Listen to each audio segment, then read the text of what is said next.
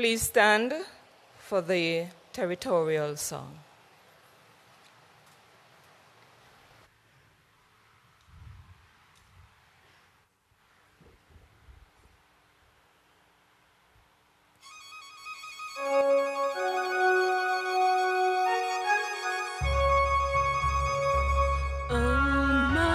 Montserrat, proud motherland, your children raise your standard high in toil and tears to serve you well. The emerald jewel from God's hand. Oh, Montserrat, by nature blessed, to you your children sing. Come well or woe, come friend or foe, to you your people cling. Rise up and make our country great, with art and skill and sacrifice, with mask and drums we celebrate, triumphant masters of all fate. Oh, Montserrat, by nature blessed, to you your children sing. Come well or woe, come friend or foe, to you your people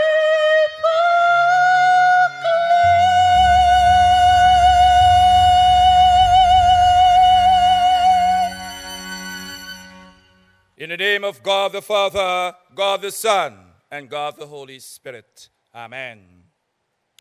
Our gracious God and Father, we give you thanks for the rest of the past night and for the gift of a new day with all its opportunities of pleasing you.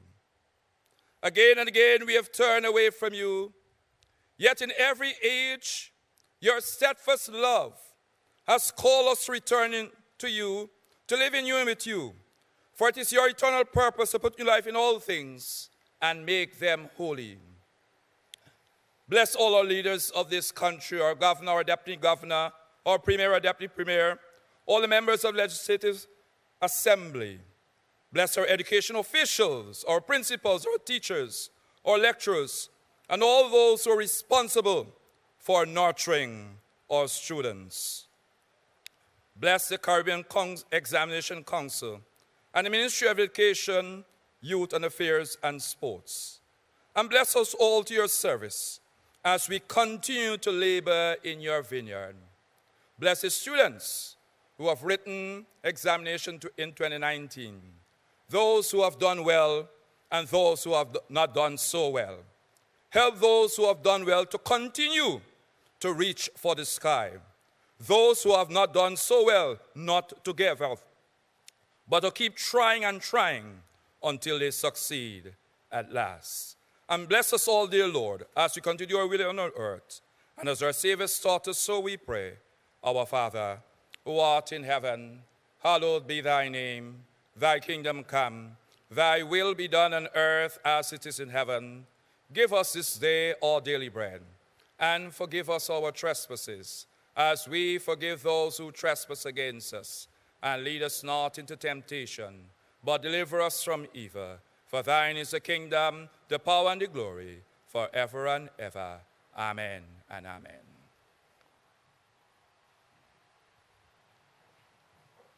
Please be seated.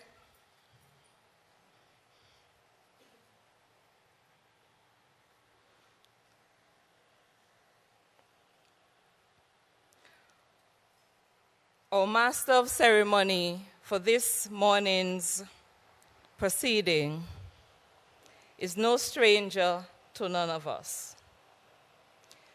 He was born and raised in St. John's, or Gerald's in particular, attended the Montserrat Secondary School, and his academic achievement has spanned over a number of institutions. He attended the Montserrat Secondary School, the Sir Arthur Lewis Community College. He then obtained his bachelor's in education from the University of West Indies, Cave Hill campus, 2003, graduating with first-class honors in educational administration. He further went on to complete his Master's of Arts at the University of London, specializing in educational policy. He later read his PhD in educational leadership, which he obtained in 2017 at the University of Birmingham. His teaching career spanned over 31 years, where he spent most of his life at the primary level, starting at the Kingsale Primary School, then St. John's Primary, and finally at the Braids Primary, where he was principal from 2003 until 2014. Ladies and gentlemen, our Master of Ceremony for this morning is Dr. Gregory Julius. Please help me to welcome him.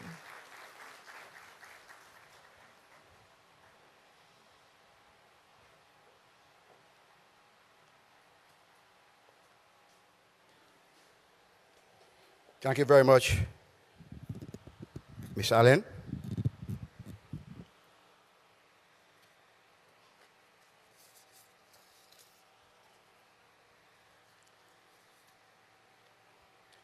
Caribbean Examinations Council and the Ministry of Education, Youth Affairs and Sports official release of the May-June 2019 examination results release at the Montserrat Cultural Center, 9th of August, 2019. Audience, please permit me to do three things. First, to establish the protocol. Second, to highlight the importance of CXC as a regional institute, but utilizing a past experience at school, at the Montserrat Secondary School. And I dub it test papers. And then just to make some brief remarks about our occasion here today.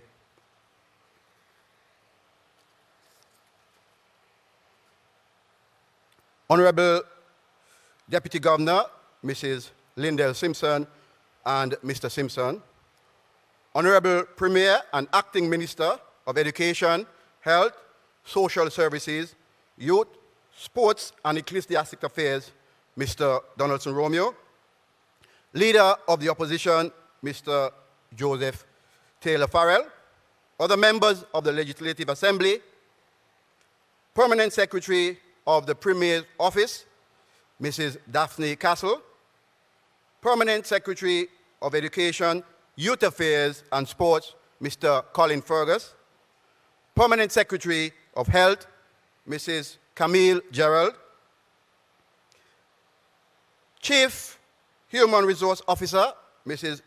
Chevelyn Kernan-Williams, Registrar of the Caribbean Examination Council, Dr. Wayne Wesley, Senior Manager of Examination Development and Production Division, Mr. Alton McPherson, Manager, Examination Administration and Security Division, Mrs. Diane Medford, Public Relations and Marketing Officer, Ms.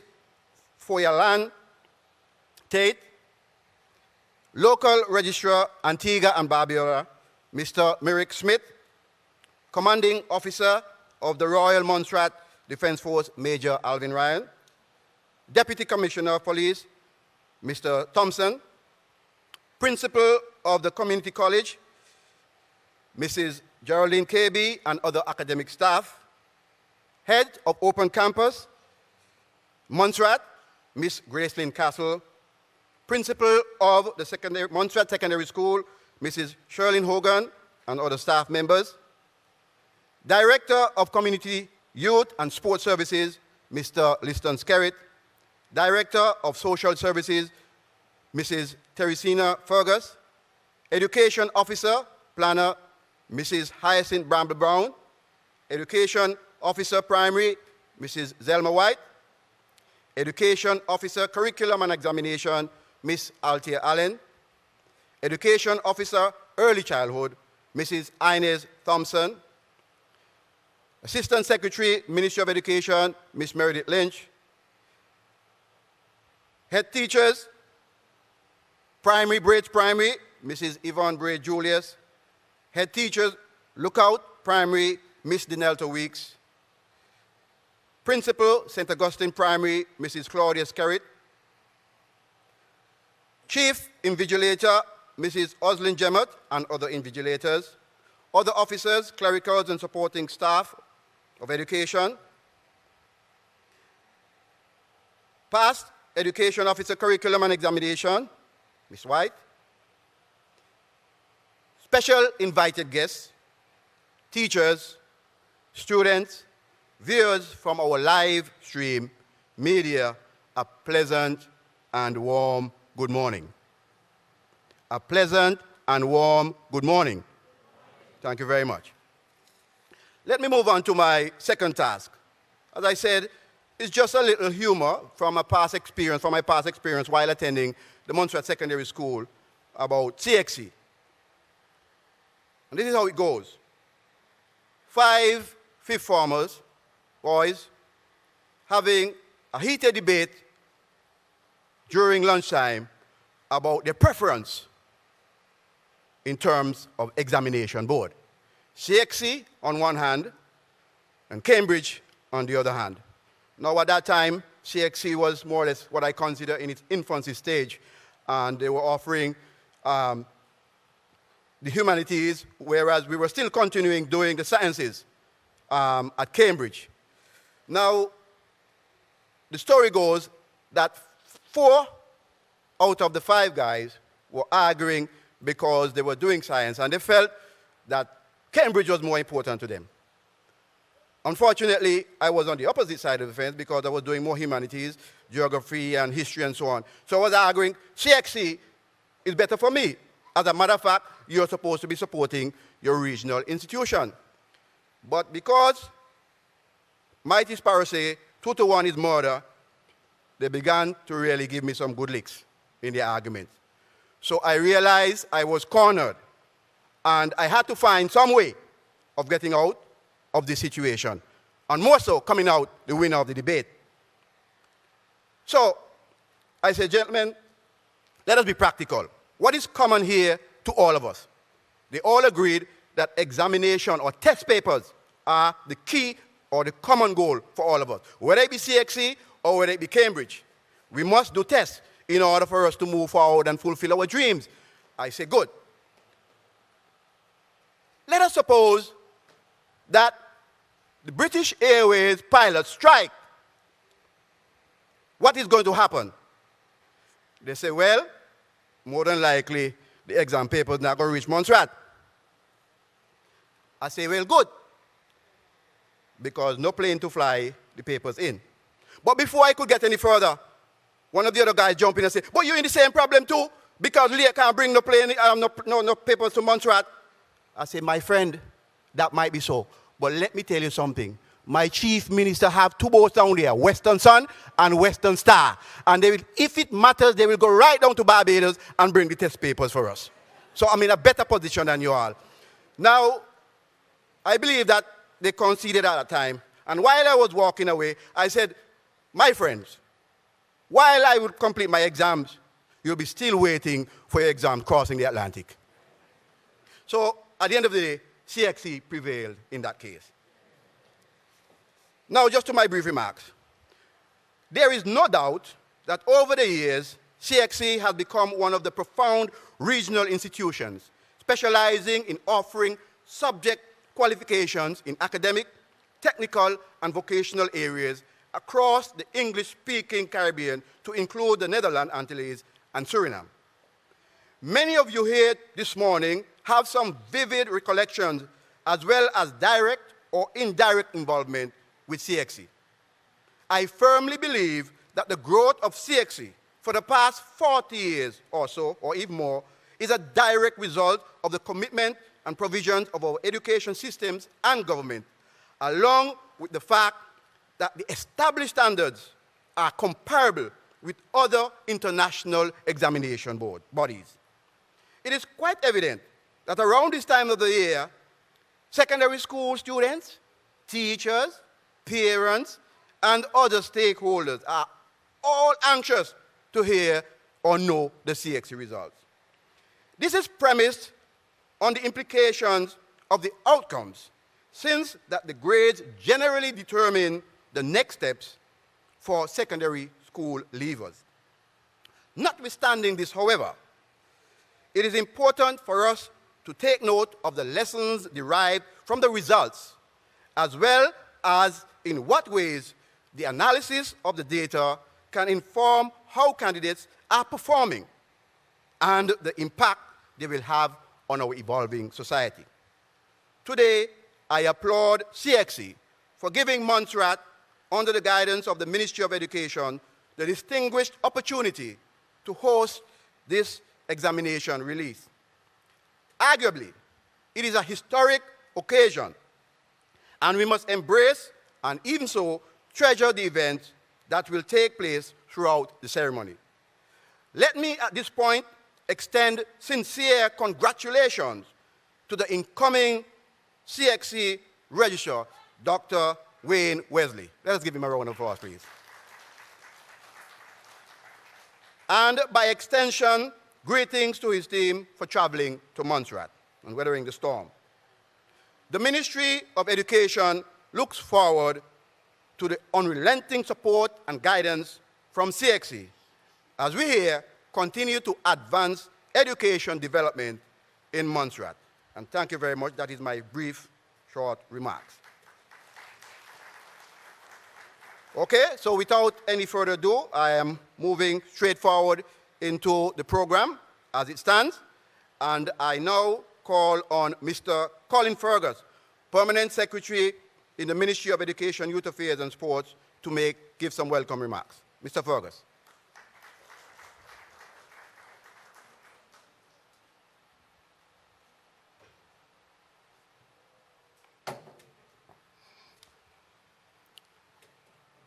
Good morning, everyone. Honorable Donaldson Romeo, Premier of Montserrat and Acting Minister of Education, Leader of the Opposition, Joseph Farrell, the members of the Legislative Assembly, Deputy Governor, the Honorable Lindell Simpson and Mr. Simpson, Permanent Secretaries, Dr. Wayne Wesley, Registrar and CEO of CXC, other CXC officials, the Director of Education, education officers, and other officials of the Ministry of Education, principals, invitees, students, persons viewing via live stream, the media. It is my great pleasure to welcome you all on behalf of the Caribbean Examinations Council and the Ministry of Education, Youth Affairs and Sports to the official release of the May-June 2019 examination results. Indeed, it is also a special honor for Montserrat to be hosting Dr. Wesley for his first official engagement as registrar. Today, it is about the students, families, and teachers, and learning institutions across the Caribbean. Today, we all get to breathe again. It is about marking a waypoint in your journey, what you've achieved through hard work, determination, and passion. Today is also about the Caribbean Examination Council accounting for its stewardship towards its vision to assure the global human resource competitiveness of the Caribbean through the provision of quality assurance in education and comprehensive certification. It is a vision in which we all play a part. Learning institutions and ministries of education alike, our business is shaping not only the minds, but also the hearts that will grow our future societies. Today, we celebrate displays of knowledge and understanding gained from the work of good teachers, family support, and students' own hard work in a hope of a bright future.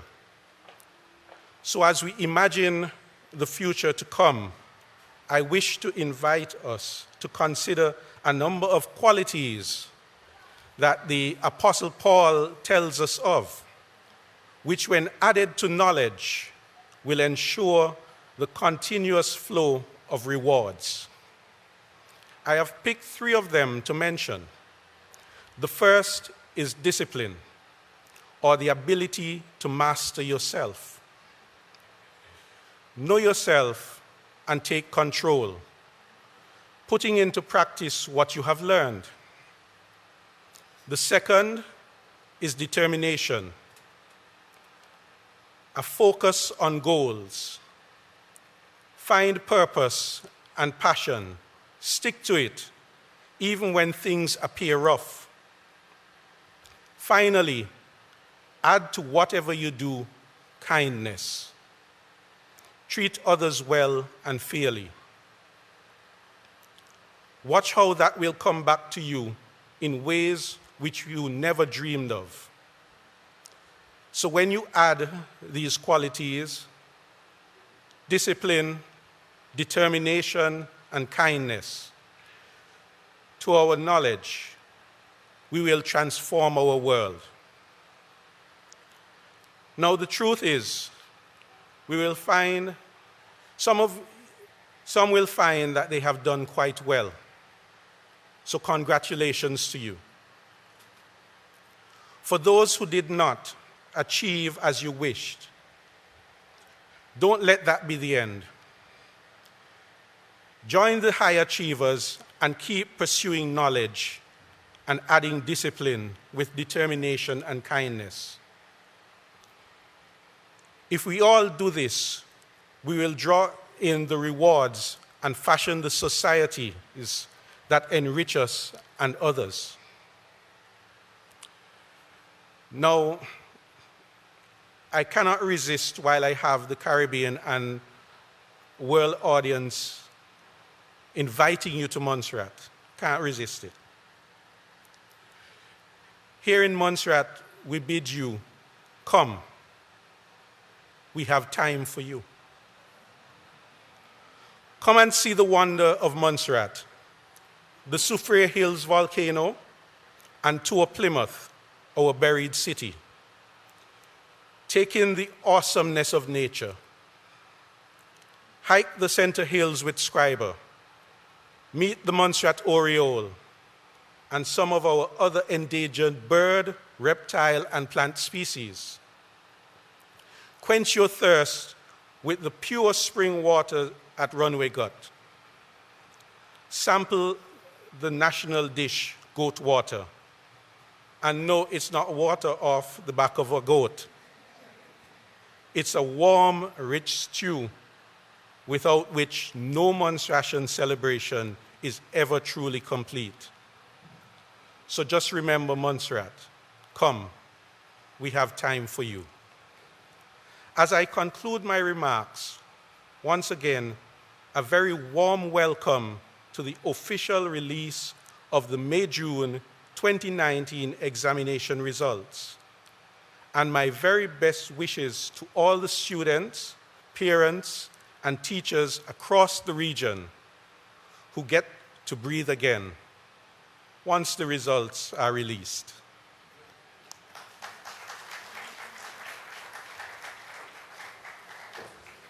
Thank you very much, Mr. Fergus. Discipline, determination, and kindness. I was wondering if you were working for the tourism department in halfway your speech, but nonetheless, it's all about welcoming us to Montserrat. Right, so we're moving along, and we are now going to have a performance, combined voices. So we are going to have a performance by combined voices.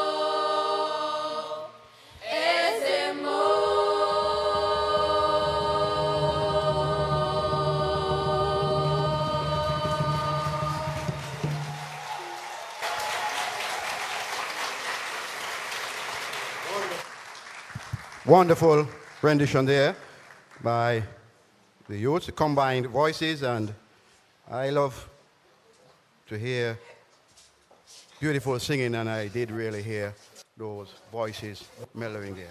Wonderful. Good, so that was the performance, and we are now moving further into our program, and examinations, administration, and I now call on Mrs. Diane Medford, Manager, Examination Administration and Security Division, CXC. Mrs. Medford.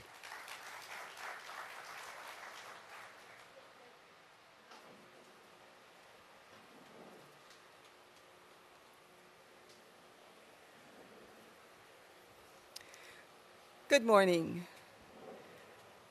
We acknowledge the Governor, the Deputy Governor, the Premier, Ministers, the Permanent Secretary of Education, Director of Education, the various Permanent Secretaries of the various ministries, the Education Officers present, the Director of Youth Affairs, the Principals who are present, Vice Principals, Head Teachers. We are so glad to be here with you in Montserrat. It took a while to get here yesterday with the weather, and there was a time when we thought we would not be here. I also recognize the local registrars. We thought we would not get here yesterday. They had indicated that the flight may have been canceled. Actually, one of my colleagues, her flight was canceled, and she had to rush down with the help of airport officials, get to the ferry to reach here. But we did our best to be here with you because we wanted to be with you on this occasion. I'm reporting on the administration of the June 2019 examinations.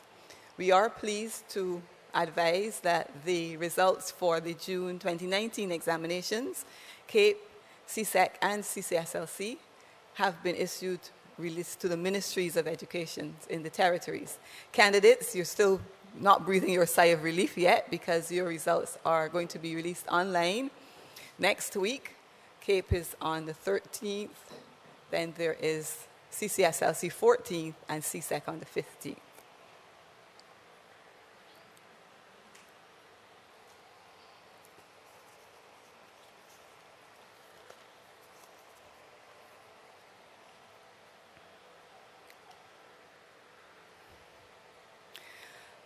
Carlisle Examinations Council continues to fulfill its mission to provide the region with syllabuses of the highest quality, valuable and reliable examinations and certificates of international repute, and that is very important with globalization, and I heard it mentioned already this morning by our MC. We also offer services to education institutions in the development of syllabuses, examinations, examination administration, and we try to do it in the most cost-effective way, which is one of the reasons that we have been speaking to the whole transition, which the registrar will elaborate on in his presentation, where we're moving to the electronic delivery of examinations and results and things like that.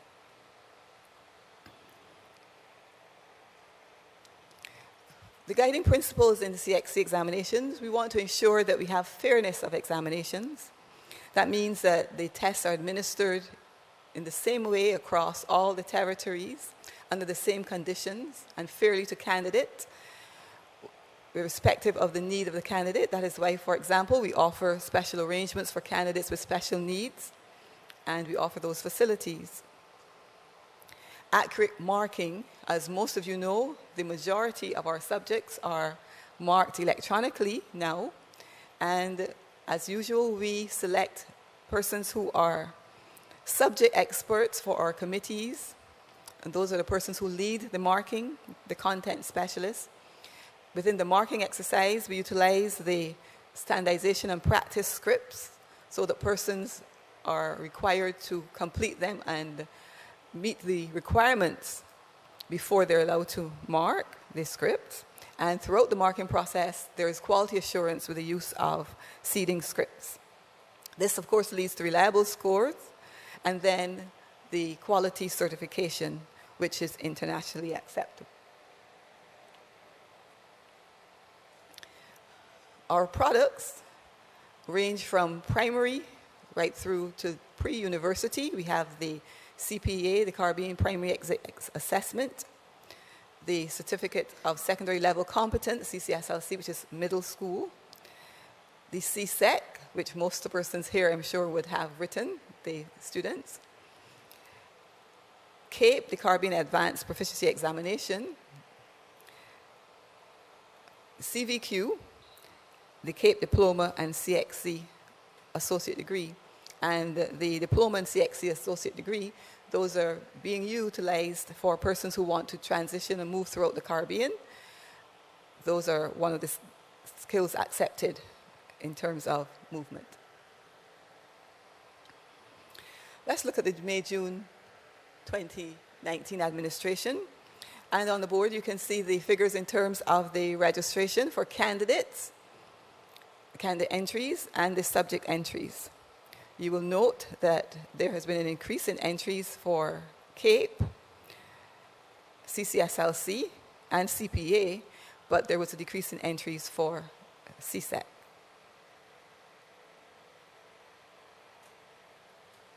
I wanted to highlight, since we are in Montserrat, I wanted to highlight Montserrat's entries.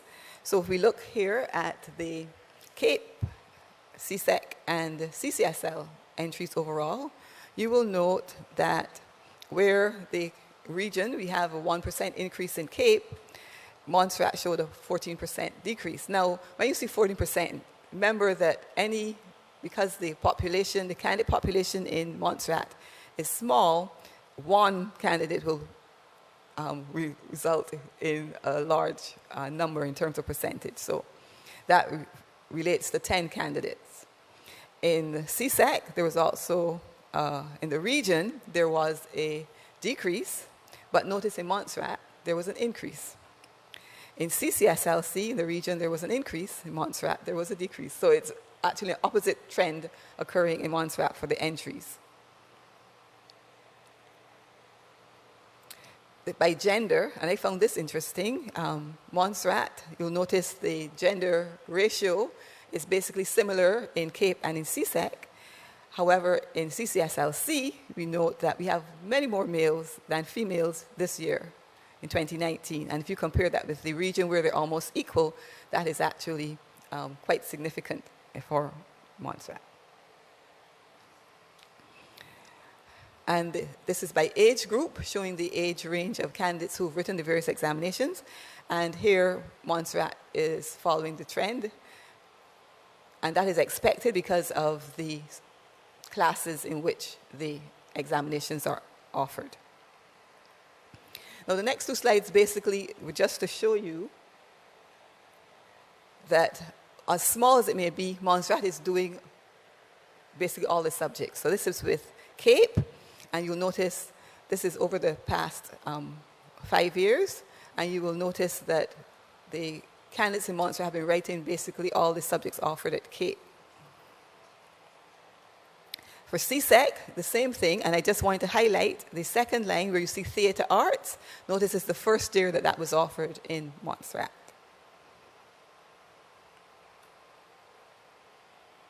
This is CCSLC. And the red speaks to 2019, and you will note that in 2019, there was no Spanish, no integrated science written, but all the others were. These are some trends in the last 5 years as well, summarized for you. So you can notice that regionally, the CAPE has had its ups and downs. In Montserrat, it's pretty been steady, but as we noted before, there was a decrease this year. For CSEC, regionally, it's been declining. Montserrat, on the other hand, has been pretty steady, and there was a slight increase this year.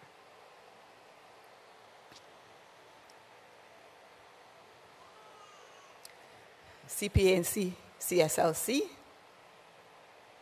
Montserrat and the region.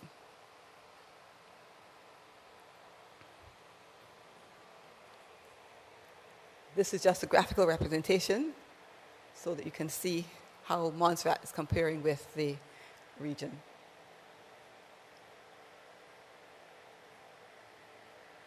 Cape, CSEC.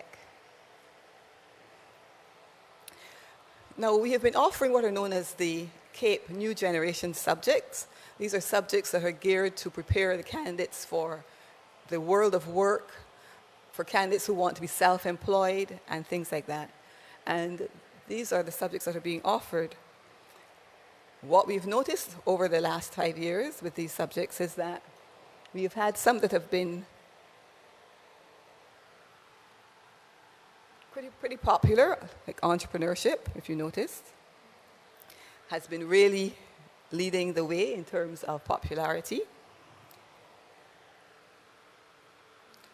Physical education and sport and tourism, and that is expected because we expect that candidates are looking to become more independent within our communities and within our region, develop your own business, and so on. We have noticed financial services has not done as well, and that's one of the ones that we're going to be focusing on because we were hoping that that would be a subject which would enable persons to work with the financial sector and offshore businesses and things like that. Now, in terms of how the Cape generation subjects, new generation subjects are being adopted in the territories, this table shows that information. And you will notice that there are some territories that are leading the way in terms of the candidates registering for these subjects.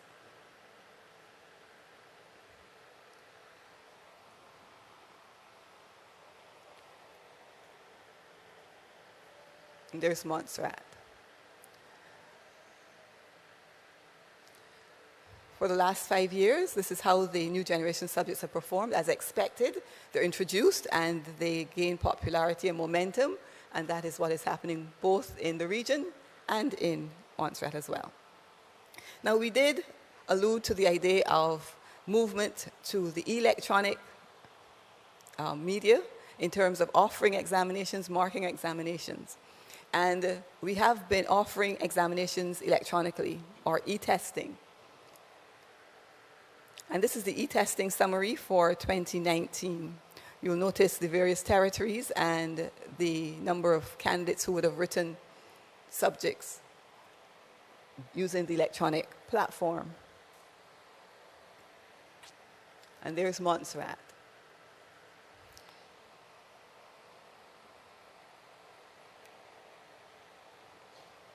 So this year, for 2019, for Montserrat, the candidates in Montserrat would have utilized the electronic platform for the Paper 1 examinations, Cape and CSEC.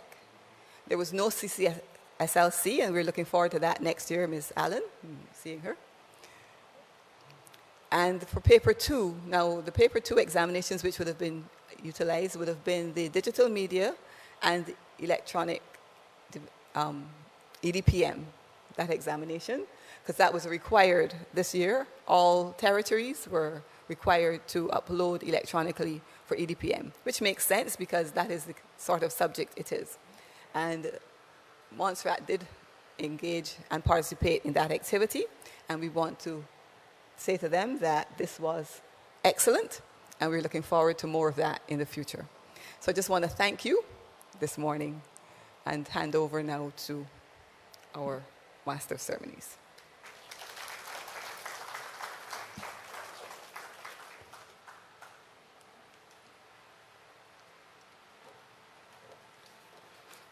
Thank you, Mrs. Medford, for your graphic presentation on the results, and I suppose that what is really important here is the trending of the results in all areas. Let me just take the opportunity to acknowledge the presence of the Honorable Minister of Communication and Work, Mr. Paul Lewis.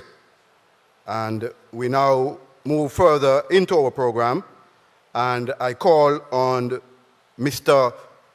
Alton McPherson, Examination, Development and Production Division, to bring presentation of the results. Mr. McPherson.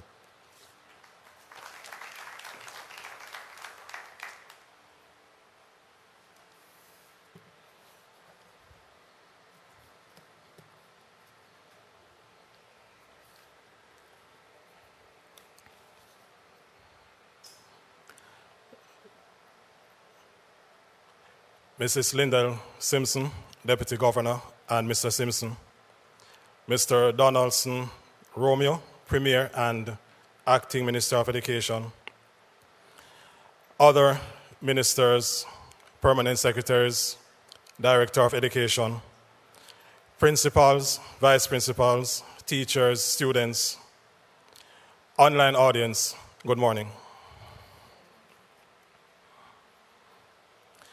One thing I like about the program is that the question and answer is after a number of events, so I trust you will forget all the questions you want to ask me by the time you get there. As a reminder, CXC's system of examination of the two main paradigms, criterion reference and norm, CXC adopts the criterion reference, which in essence is that the test form and the assessment instruments are designed to compare the candidate's performance against a predetermined set of objectives, criteria, or standards. The presentation this morning will focus on all the offerings of CXC, the CAPE, CSEC, CVQ, CCSSE, CVQ, CPA. However, the comparison between Montserrat and the region will only be done for CSEC and CAPE. Overall presentations will be done for the other three offerings. Reminding you of the CAPE grading system. CAPE uses 7-point grading system from excellent to very limited grasp of principles, concepts, and skills. Now for CAPE results. Overall, Montserrat's performance was marginally higher compared with the region.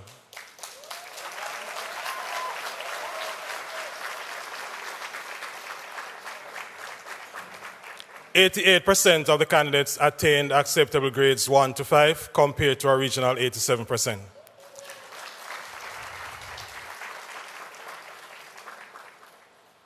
There were 16 units in which 100% of candidates in Montserrat attained acceptable grades 1 to 5.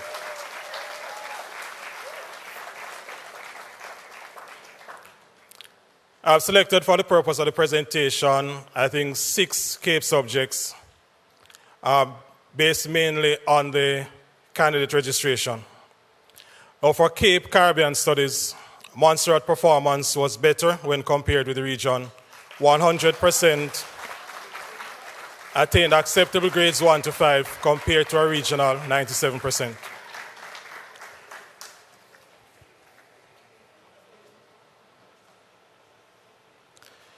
Communication Studies, Montserrat performance was better than the region. 100% attained acceptable grades. I have here 2 to 5 compared to our regional 96%. Entrepreneurship Unit 1. Montserrat had no candidates registered for Entrepreneurship Unit 1 in 2017. In 2019, the performance of Montserrat was 100% when compared to 93% in 2018. The overall performance of the region has held constant at approximately 98% over the period 2017 to 2019. In 2019, 100% of the candidates attained grades 1 to 5, compared to a regional 98%.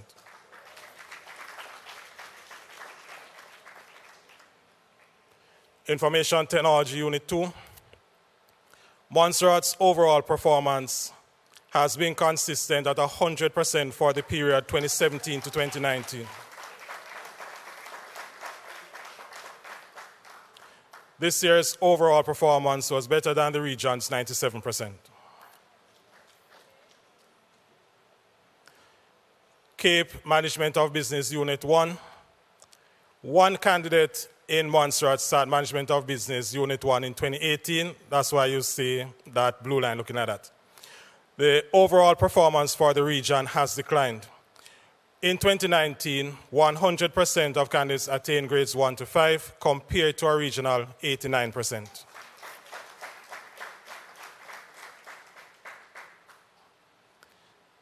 Cape Pure Mathematics Unit 1. The overall performance of the region has increased for the period 2017 to 2019. The overall performance of 74% regional is lower when compared to Montserrat at 100%.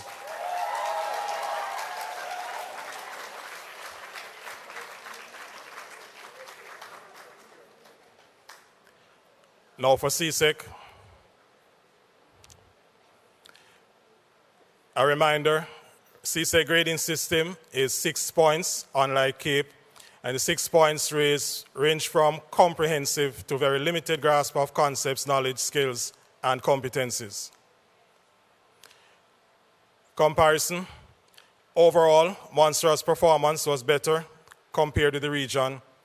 67% attained acceptable grades 1 to 3, compared to a regional 64%.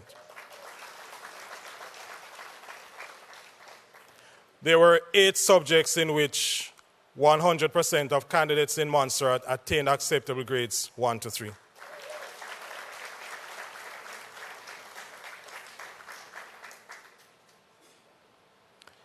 Select subjects are CSEC Chemistry.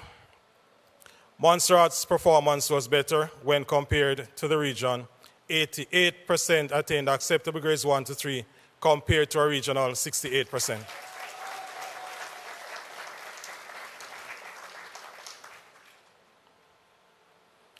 CSEC Electronic Document Preparation and Management.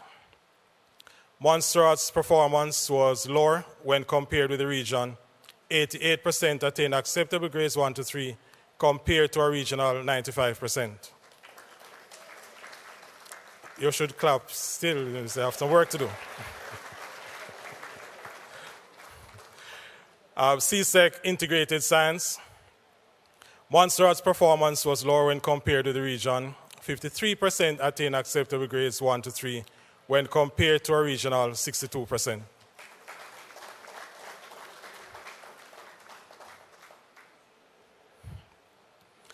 CSEC Math.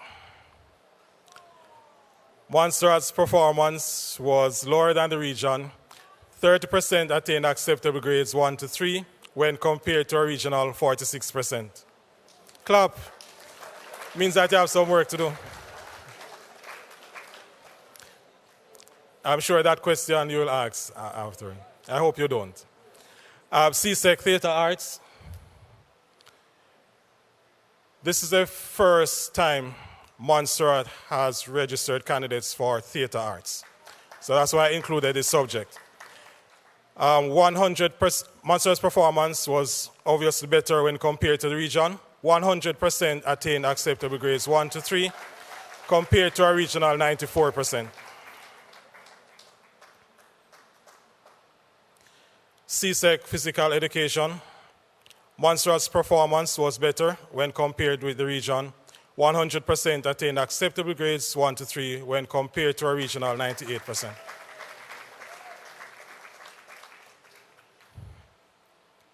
CSEC Social Studies.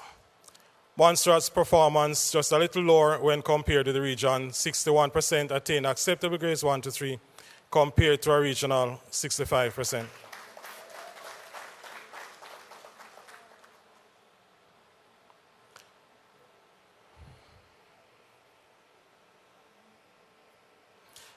CCSLC.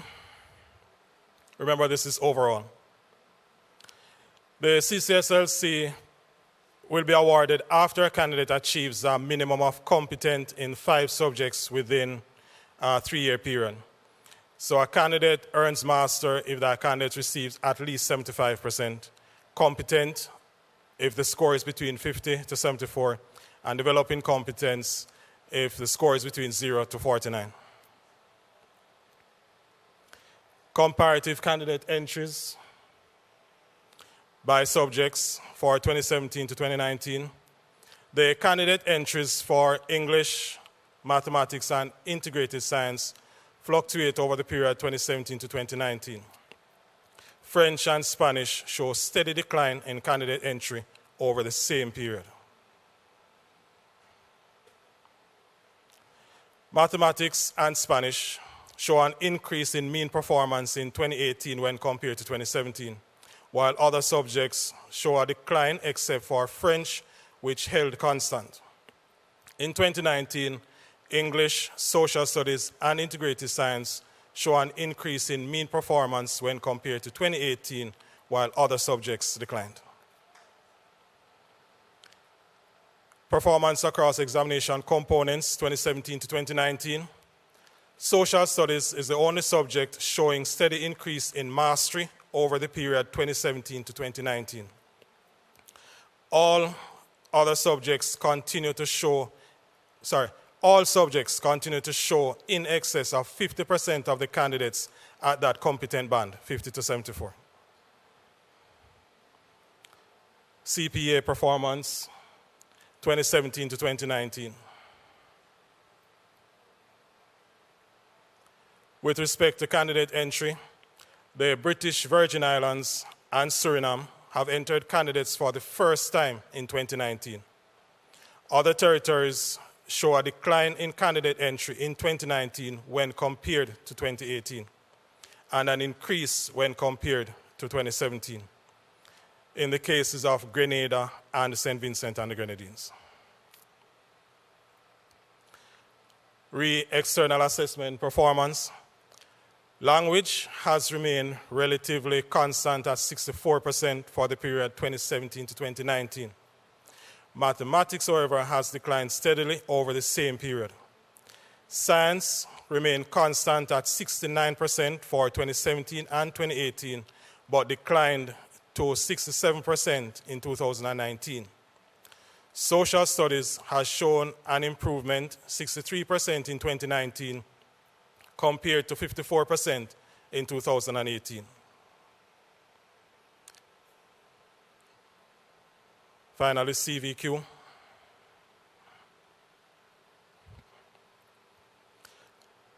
Comparing candidate entries to occupational areas. Comparing 2018 to 2017, the percentage of occupational areas pursued increased by 4%, while the percentage of candidates pursuing these areas decreased by 13%. Comparing 2019 to 2018, the percentage of occupational areas pursued decreased by 2%, and the percentage of candidates pursuing these areas also declined by 3%. The 10 most popular occupational areas for CVQ are electrical installation, commercial food preparation, data operations, metal work, engineering, food and drink service, general cosmetology, crop production, grow box operations in particular, furniture making, contact center operations, and welding.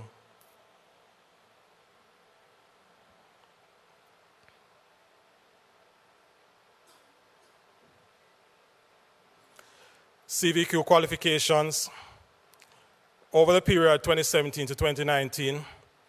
In 2017, there were 4,502 transcripts issued compared to 2018, 2,474, and in 2019, 2,588.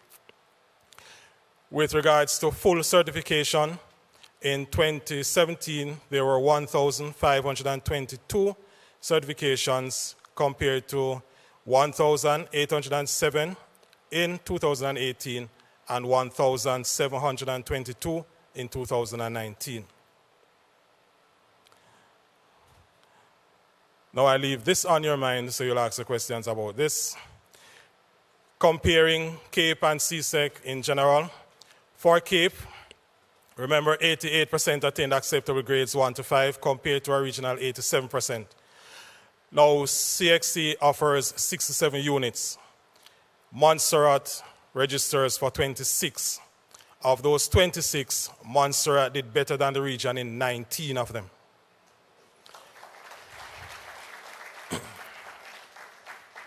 For CSEC, 67% attained acceptable grades 1 to 3 compared to our regional 64%. In CSEC, there are 33 subjects. Montserrat registers for 25. Montserrat did better than the region in 14 of the 25. And thank you.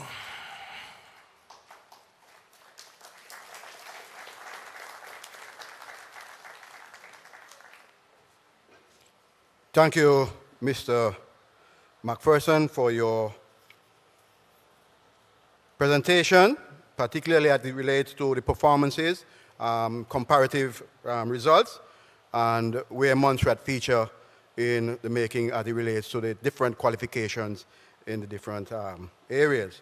I must say that we ought to embrace the high points, but it's equally important that where there are challenges, we make sure that we put strategies in place to really raise those standards.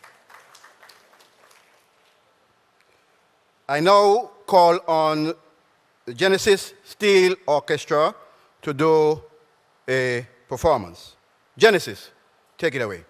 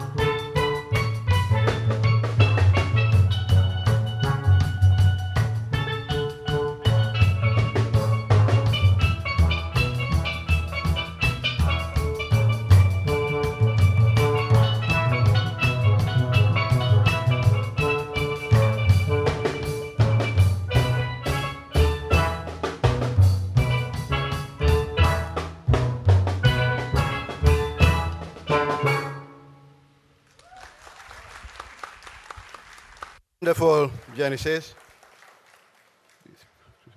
When it comes on to conscious music, they'll never die at all.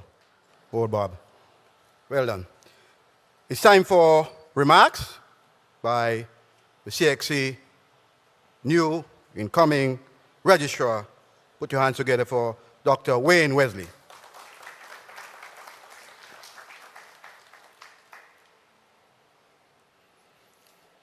Thank you very much, Dr. Gregory Julius. Deputy Governor Mrs. Lyndale Simpson, and your husband is here, I heard earlier. Is that so? No?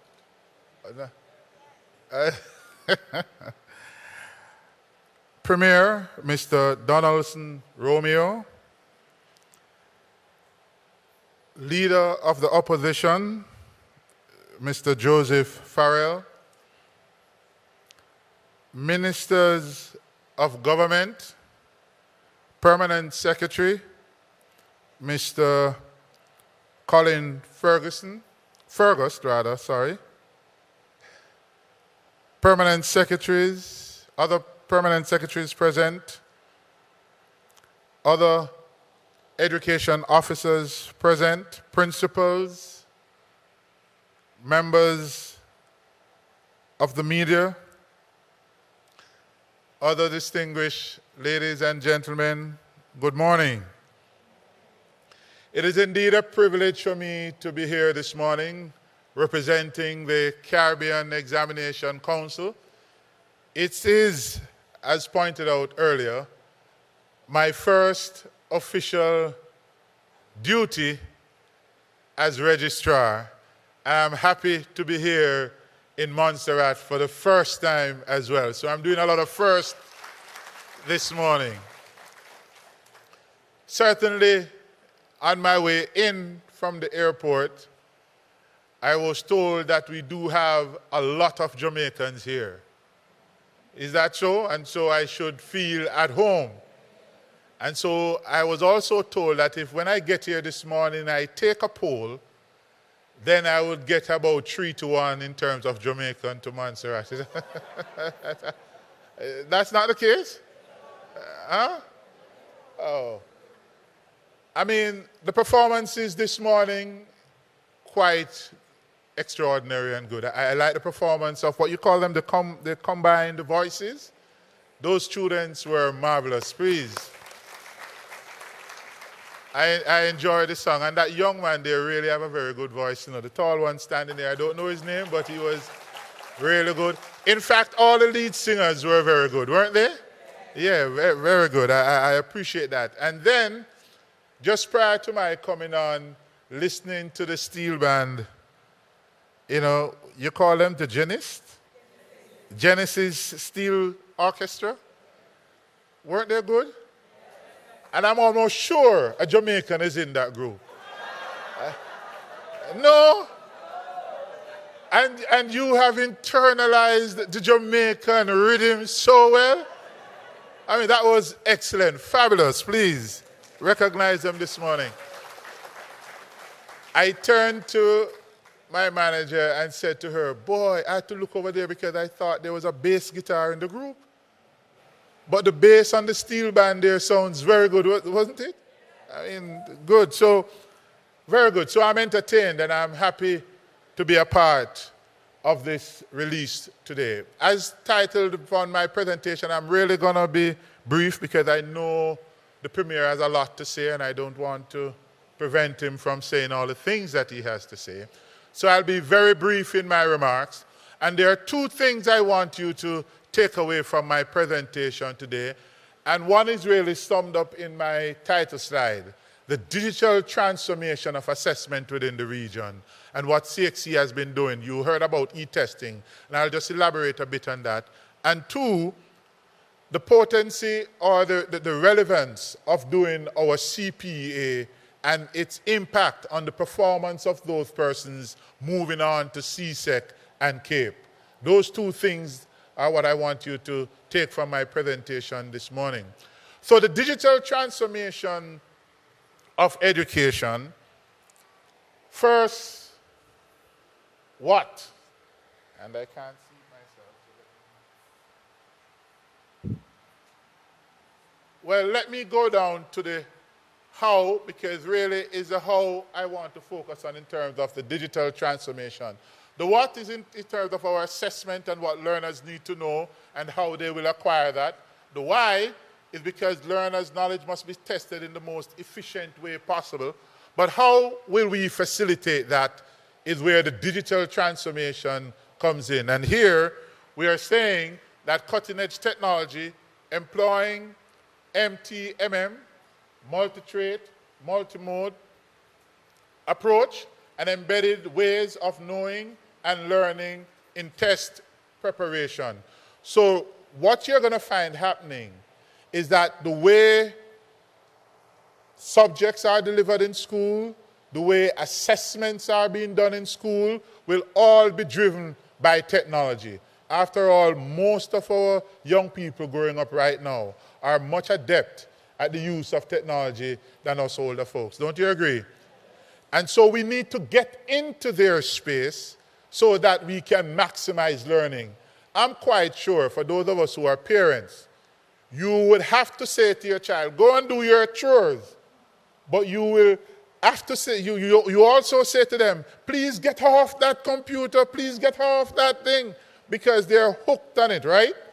They're very much engaged. And so what we want to do is everything that has become a challenge for us, we turn it into an innovation for assessment delivery. So with what we are going to be doing at CXC, technology will be the basis on which all our programs are delivered and assessed. And now even our operations at CXC will be transformed to facilitate this. And when, of course, this 2020 is next year. And I'm quite sure the Premier will make sure that after today, all the resources that are needed within the Ministry of Education will be provided to ensure that Montserrat is not left behind. Right? Montserrat will be at the cutting edge of technology as to where we're going. The Deputy Governor is here too, so perhaps you can also nudge the Governor to nudge the Premier to nudge whoever needs to be nudged, right? So that the purse strings can be released and the technology is advanced. So what do we mean by this technological transformation? On-demand testing. Anyone, anywhere, anytime, according to market demand. And scheduling our electronic delivery, there will be flexibility in that, as well as the start date. Actually, we have already started doing some of this, but the date for CXC to be fully ready for the system to take advantage of these opportunities will be in 2020. So it is coming. It is the future. It is the way we are going to be executing educational assessment within the region. E-learning hub, we are also mindful that in the preparation of students, that they need to have access to training that will allow them to maximize their learning endeavors. And so the Learning Hub will be a center that at the end of it, I will actually present what it is, but it is learning resources which included our syllabus, exam, past papers, sample questions, practice questions within the E-environment. It will be a place where persons will be able to interchange and converse with other students in the region. So where Montserrat is the best at what they do, other students from the region can get into that learning space and consult with Montserrat. What have you been doing why your students are doing so well? And vice versa. You can contact other territories and find out and solicit from them what is it that they're doing that cause their students to be doing well. One of the things that we really want to accomplish here, though, is that the infrastructure will be in place so that the best teachers across the system will be made available to everyone on the Learning Hub. So if we have the best teacher in Montserrat, we want to set up the technology so that while you're delivering your class, it is also beamed across the Caribbean for others to benefit. Similarly, while persons in Barbados or Trinidad or Guyana, wherever you are in the region, We are creating a common learning space using technology. I won't go through this in detail because Diane just tells you that our testing environment is so designed. You can do all multiple choice paper, MC papers, are available electronically. Several of our paper tools are also available electronically. In fact, the BVI, I think, is the only country right now that does all their exams electronically. Am I not correct? Right, so Montserrat will be next. Right, Premier?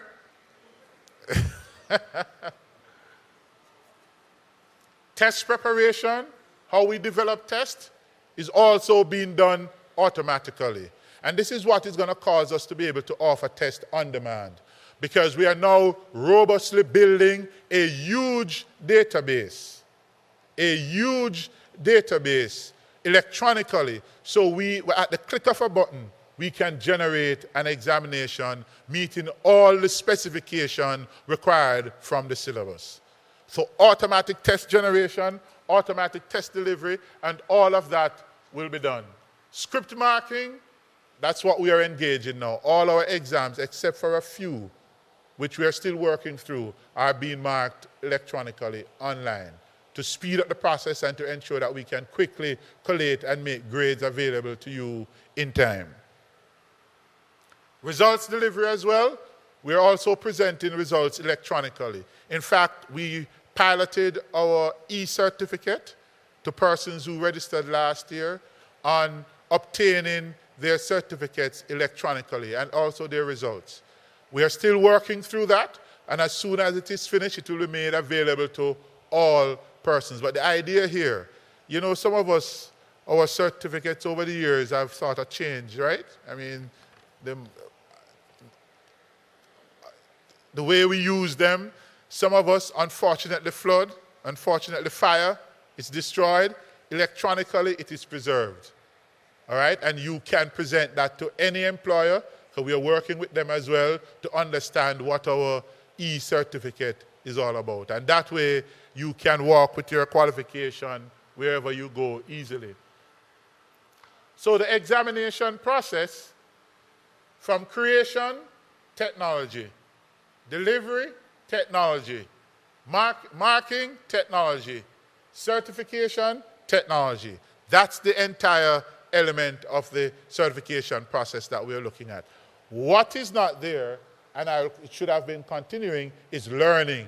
How do we bring the learning hub that we are treating with now into the learning space so students are exposed to the best technology? If I had time, I would have walked you through a couple of the slides that Alton has already put together demonstrating how technology-enhanced items will be utilized. For example, and I'm just going to give a description quickly here. If somebody is supposed to label the human anatomy, right now they have to draw or do something like that. A picture can be presented. They click and say, and drag and drop, put the heart here, put the kidney there. I mean, some of us have tried and we put these organs at the wrong place, but at least you're learning. And I think that's where we need to be exposed, right? But the technology is coming where students will be able to interact in a more intimate way with the knowledge that they're asked to learn and acquire. And just as our gaming technology is now used to capture their imagination and attention, those technology will now be utilized to ensure that it will be a productive engagement for the child while using technology. Learning is taking place. I won't go through this. These are just the technology advance. Item bank, we are calling our item bank the EQ bank, and that's Alton's name. Talked about the technology enhanced items, talk about the automatic item generation, talked about the automatic test generation, and now we are going to have a full suite of e-everything, our e-strategy. E-registration, e-marking, e-banking, e-testing, e-certification, e-learning. Everything electronically. And now you won't have to, when you see your child on their computers, you will have to now say, I'm sorry, I don't want to disturb your learning, but your food is on the table. You can imagine what that transformation is? You're saying you don't want to disturb their learning and what that will mean. CXC is about transforming the region assessment platform. And technology will be the way that we drive that. The e-learning hub, as I'm saying, all these persons are signing on with us to be a part of it. In fact, as I said, it is a single collaborative space so that persons can access and actually get meaningful material. For those of you who are interested, you can write that website down. You can actually go and test the beta version of our e-learning hub just to see what is on it and what you can do in respect of the interaction capability of the e-learning hub that is on stream. Now, when you go there, you might have to do a little registration for us to know that somebody has come to check, and something else will be passed back to you to ensure that you're all engaged. Now, back to why we're here. Comparative performance. And remember, I told you that the second point I want you to remember from my presentation today is the value of the CPA. And in fact, I was sitting there just a moment ago, and a thought came to me when I looked at how the CCSLC was being presented, that you have French and Spanish. Now, the CPA is what I'm going to present here, and how persons who have done the CPEA actually performed better at CXC results than those who didn't benefit from it. And I'm happy that Montserrat is on track with some of these, because you're all doing the CPA, right, Premier? You can say yes confidently now without wondering, am I making a commitment? But when you look at the mean performance, and you can just focus on this one, but these are the quartiles. This is for English, persons who have done the CPA English, and how they perform on CSEC English shows you the difference. So it tells you that the foundation that is received, because remember now in education, your foundation years are very critical, because that's where you formulate the skills necessary to function at the higher level. And if your foundation is right, it makes sense that going forward you would also do well. And that's what this is bearing out for us. So on an average, we see the normalized score here, 68% to 44% for those persons, for the grouping that we did, the same 615 comparison. CPA persons are doing much better. That's for English. For mathematics, while lower than the English, it is still those who did the CPA is doing better than those who did not do the CPA. So the point I want to make, because right here, Montserrat is an example to the rest of the region, is that the region now must follow suit, because there is benefit in actually doing our CPA examination as your primary exit examination. When you look at CCSLC as well, those who did CSEC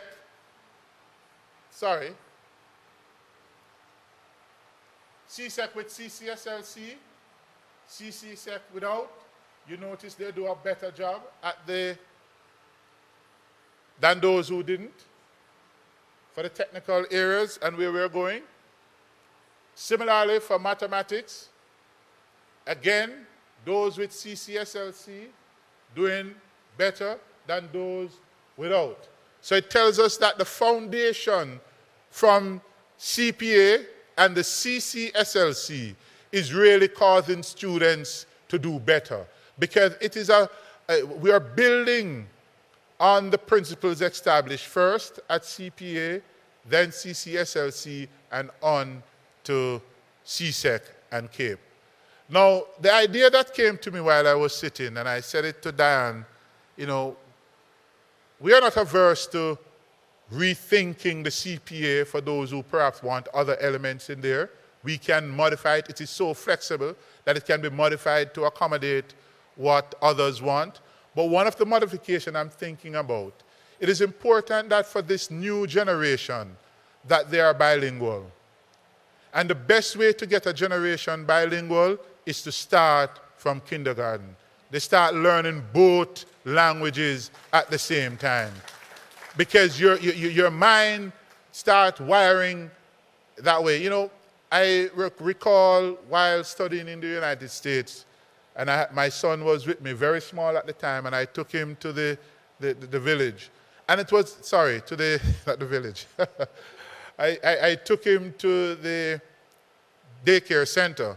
And because international students are there, other little kids from other countries, India, Mexico, all over. And you would be amazed just to watch those kids interacting within the playground, speaking the language of their own parents, as well as the English language. They just switch easily, you know, because for them it's just another language of speaking. And because they're young, their brains will now be wired. And by the time they get as old as I am, my trees sort of hard to bend, even though I'm trying to learn Spanish right now. Estoy aprendiendo en español ahora. I'm learning Spanish right now. That's what I just said. Doesn't sound like Spanish? And I hear my thought I was doing well. Yeah? But when they're that young, it will be better for them in expressing themselves going forward. So perhaps we might need to look at the CPA and the two languages, either French and English or Spanish and English, whatever it is.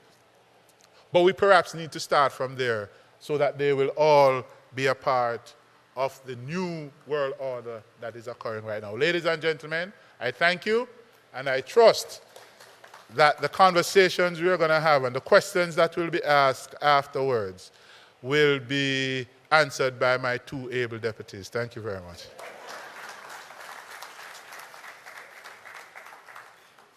Thank you, Dr. Wayne Wesley, for your remarks, presentation, and just to highlight two general points. Technology, I'm not very good at maths, but I was trying to count the E's. So I think, from what I remember from Mrs. KB, my maths teacher then, I just simply put E to the nth power. So as an initiative comes on board, you consider that as one of the E things. So you have e-testing, e-teaching, e-grading, e-certification, e-learning, e. So I just put E to the nth power. So as a new program and initiative comes in place, you continue with the E. So that's wonderful. But I truly embrace what you're saying, because children, and being part of the education system for a while, children today age, we can't move away from technology. It's how we really use the technology. It is not bad. It is how we maximize the e-learning from it to get the students to be what we want them to be and the contribution they need to make in our society. And of course, it's not the first time I'm hearing about the CPA results and its connections with the outcomes at the end. I've heard the outgoing registrar, Mr. Cumberbatch, mention that when we had a meeting in St. Vincent and Grenadines. So we're happy to hear all those things. Nonetheless, we're moving on, and I now invite the Honorable Premier, and serving also as the Acting Minister of Education, to come and give his feature address. Honorable Premier.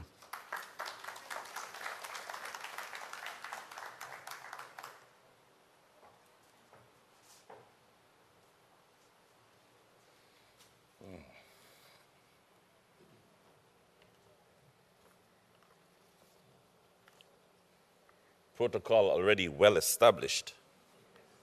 I think I better get into my duty on behalf of the Minister for Education and Deputy Premier, who normally stands in for me when I am out, and now it's my turn. And may I at least say greetings to our visiting guests and CXC representatives. I also must say special greetings to our Ministry of Education officials who work very hard to make things happen with education. That's why we have all the claps that we got earlier. And I must also say greetings, special greetings to the youth, the students who are with us. Greetings to you all. Now, it's kind of easy coming after my friend, is it Dr. Wales? Dr. Wesley. Dr. Wesley. He sounded like a politician to me, making e-promises on my behalf. In fact, I suspect he's going to be a politician soon.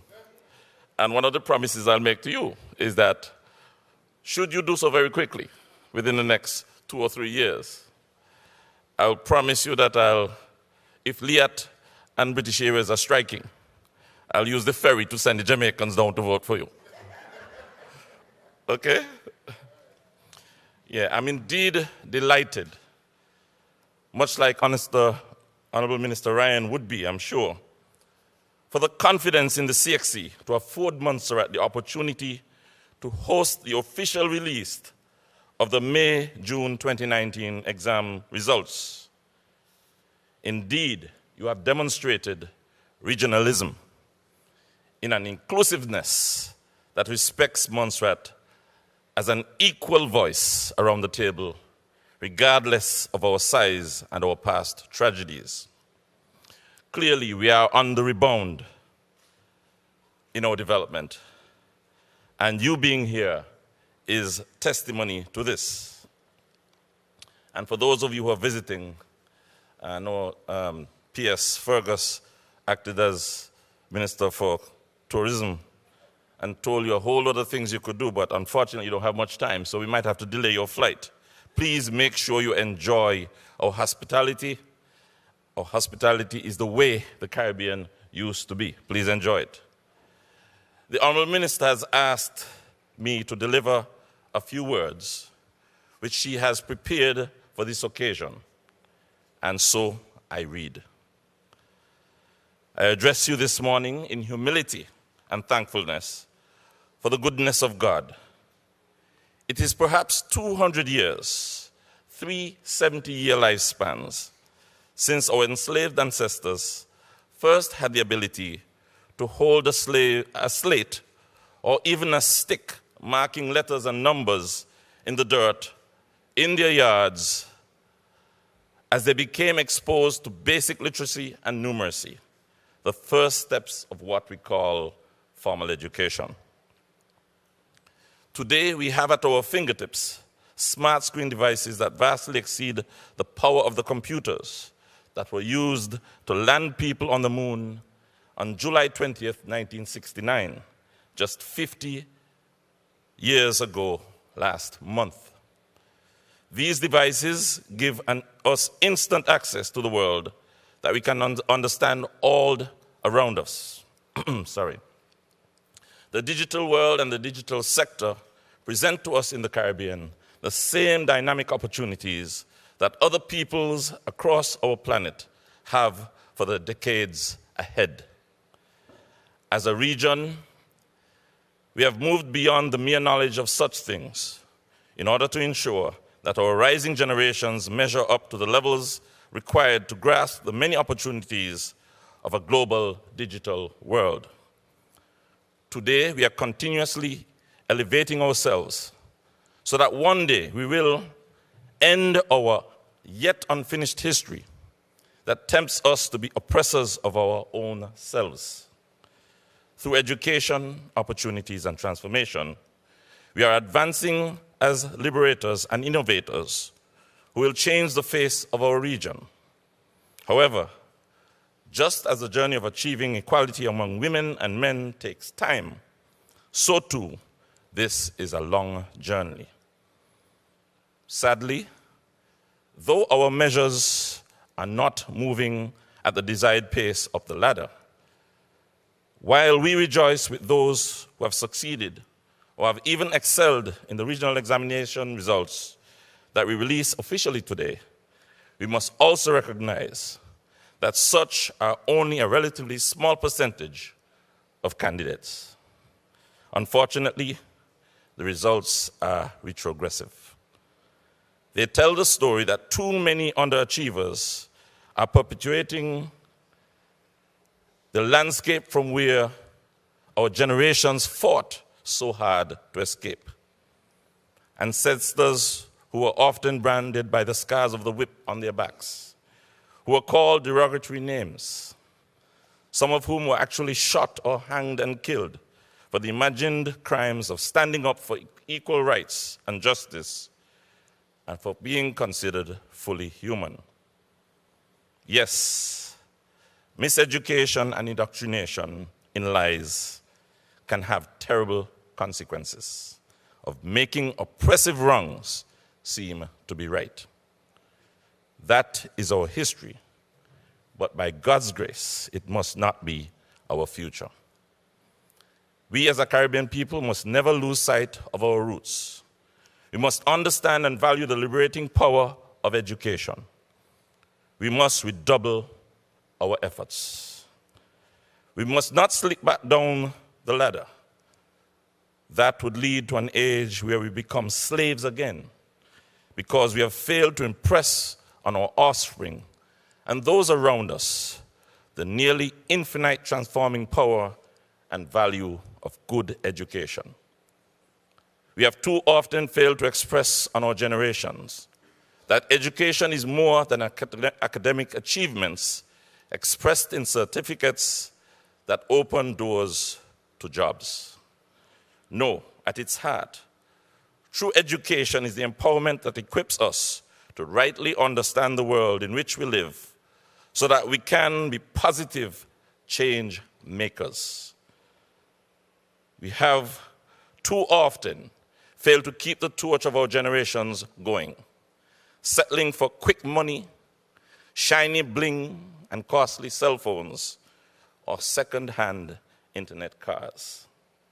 We have too often only sought to impress those who tear us down. That will only make us slip back into a cycle where our young boys and girls have lost the purpose of their existence. I beg to question, what kind of foundation are we laying? Is it one that makes us forever dependent on imports, hand-me-downs, and handouts? Or will we as a region change the trend to one that we are the providers, the innovators, the entrepreneurs, the waymakers, and the revolutionaries? We cannot continue to move our yardstick back down the ladder. We must find a way to stem the slippage. We must change the way we educate.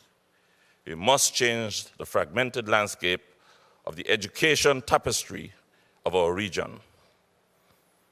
We need to equally utilize all the talents, knowledge, and skills of all of our people, regardless of their sex, class, or race. For example, our statistics show that females do well at the tertiary level, but are not equally representative in leadership roles. Progressive societies have taken note and acted on such trends. The resulting reforms have become game changers in the advancement of their development. While we must frankly face our challenges, it is, however, not all doom and gloom. Let us celebrate every achievement, no matter how small. Likewise, we will not, and we should not, water down the quality of our education and academic content. Instead, let us seek out the opportunities of the digital age and find techniques to address the troubled areas. And I see we're doing that already. For as our local secondary school's motto advises, one who does not progress retrogresses. The Caribbean Examinations Council has been moving in the right direction by realigning its offerings to meet the requirements of the new age of industry. We all must do our best to ensure that our education systems are also in alignment with trends so we can match our knowledge and skills to tomorrow's realities. With great minds coming together as a region, putting the resources that make that difference in the right place, we indeed can make that change. When it comes to our human capital, if the appropriate investment is not made, today the returns will not be great tomorrow. And I repeat, as Minister of Finance, and I see the teachers and administrators watching me, when it comes to human capital, if the appropriate investment is not made today, the returns will not be great tomorrow. I therefore encourage my colleague ministers of education and heads of state to reach for the global sustainable development goals by investing in our people first. We must reverse the trends that have our ancestors turning in their graves. The grounds we stand on here today were not gifts. They were fought for. They were fought for. The education we are exposed to today was not a gift. It was fought for inch by uphill inch. So let us ensure from now on that the costly, painful fight of our ancestors was not in vain. Let us now push forward and lend a helping hand by putting our best persons in education. And let us compensate them for such salary increases. And indeed, as the great freedom fighter, the late Nelson Mandela penned it, education is the only weapon that can change our world. Yes, including our region, our Caribbean. So let us pick up our pens and our books, and let us take back our world. On behalf of my Deputy and Minister of Education, there endeth the words that she gave me, and I say, Ibela, thank you.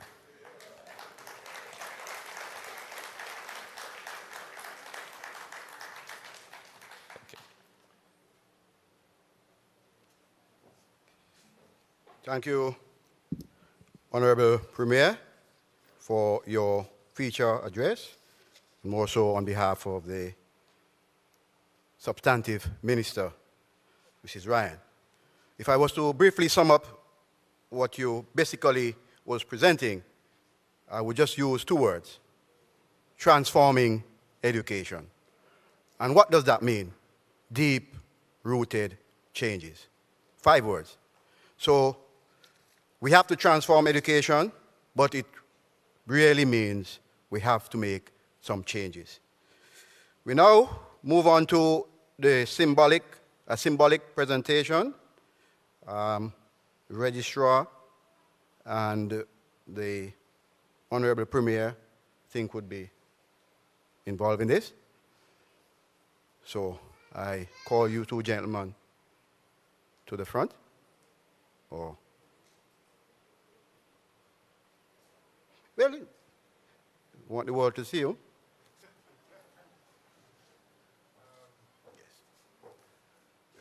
Okay, every year, I thought the minister was the premier was taking out his phone, so I just transferred the results over. Technology, right? But every year, at the end of the process, we normally have all the results on CD. This is a jump drive now with all results which were made available to the respective ministries, and we present that to the ministers of education when we are there. But today, I'm happy, as my first time ever doing this, presenting it to the premier. Can you imagine? Yes, everything inside there. That's it. Thank you very much. Dr. Wesley and Mr. Romeo. And I think this is where we have the question and answers. Perhaps the best way to do this is I think we should have some roaming mics. I think we have some mics floating around. Technicians, we have mics around, available, and individuals from the audience who may wish to ask a question, and I will count on my CXC team to do their best in terms of responding to those questions. So who is going first? Questions? So that we can get some, or you can get your answers to the question you may have.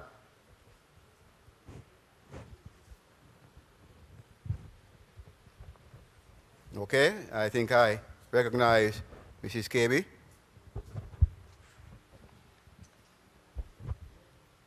Good morning, everybody. Geraldine KB, Principal, Montserrat Community College. Firstly, I just want to say I am very delighted that we were able to successfully conduct this launch in Montserrat today. I also would like to thank the representation that we have here from the Montserrat Community College. Could you please stand and be recognized? And also my support staff and lecturers. I wish to thank them for accepting this invitation today. Please sit. I just want to raise 2 points. And it is about the technological advancement and journey that CXC is charting. I think it's an excellent move, and rightfully so, because as was indicated, it is the way our young people are moving. It is what energizes them. It is what gets them going. However, I just want to caution us in that we have to do a little bit more investigation and groundwork, because in speaking to the college students, some of them have indicated who advise the older people that we wish to use the technology for our learning. Let me tell you why I'm saying this. They're very happy to be using the technology to doing their own thing. But at times when you introduce it in the classroom, they seem to be bored by it. I stand corrected, and I hope that they're going to back me up, because these are their very words. So I think we have to do a little bit more in terms of actually ensuring that our approach is going to truly cater to them and energize learning. The other thing we have to look at is actually to ensure that as educators, that we are kept up to par. We are on par with the technology so that we can truly deliver to the level that would engage the students. Because many of our educators may have been trained 20, 30 years ago, and yes, we boast about being a trained educator, but we were trained in the chalk and dust environment, the blackboard environment. So we need to have a lot of retraining done now to truly ensure that what we are anticipating will truly take place. So how do we get teachers up to speed to truly deliver in this environment? So that is my first question. I also want to, before I sit, because I want to give somebody else a chance, I also want to look about ensuring the sustainability of education in our region. And I particularly like the words that the Premier gave to us on our history, because slavery can occur in a different form. And what are we noticing in terms of the trend? That the best of the best in our region are being pulled away from us because economically we can't provide for them at the level that the metropole can. So we are losing our best teachers. We are losing our best health professionals. And the list goes on and on. So we need to take a page, for example, out of the Kingdom of Bhutan, who recently put something in place to ensure that the top paid persons in the kingdom are teachers and health professionals.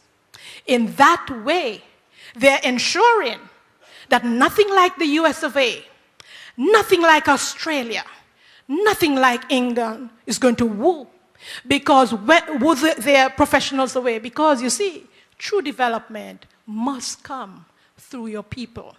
And so if the best of the best in our region, we will always be third world countries, still trying to get our foot inside the developing door. So I would want us to address those. Thank you for listening to me.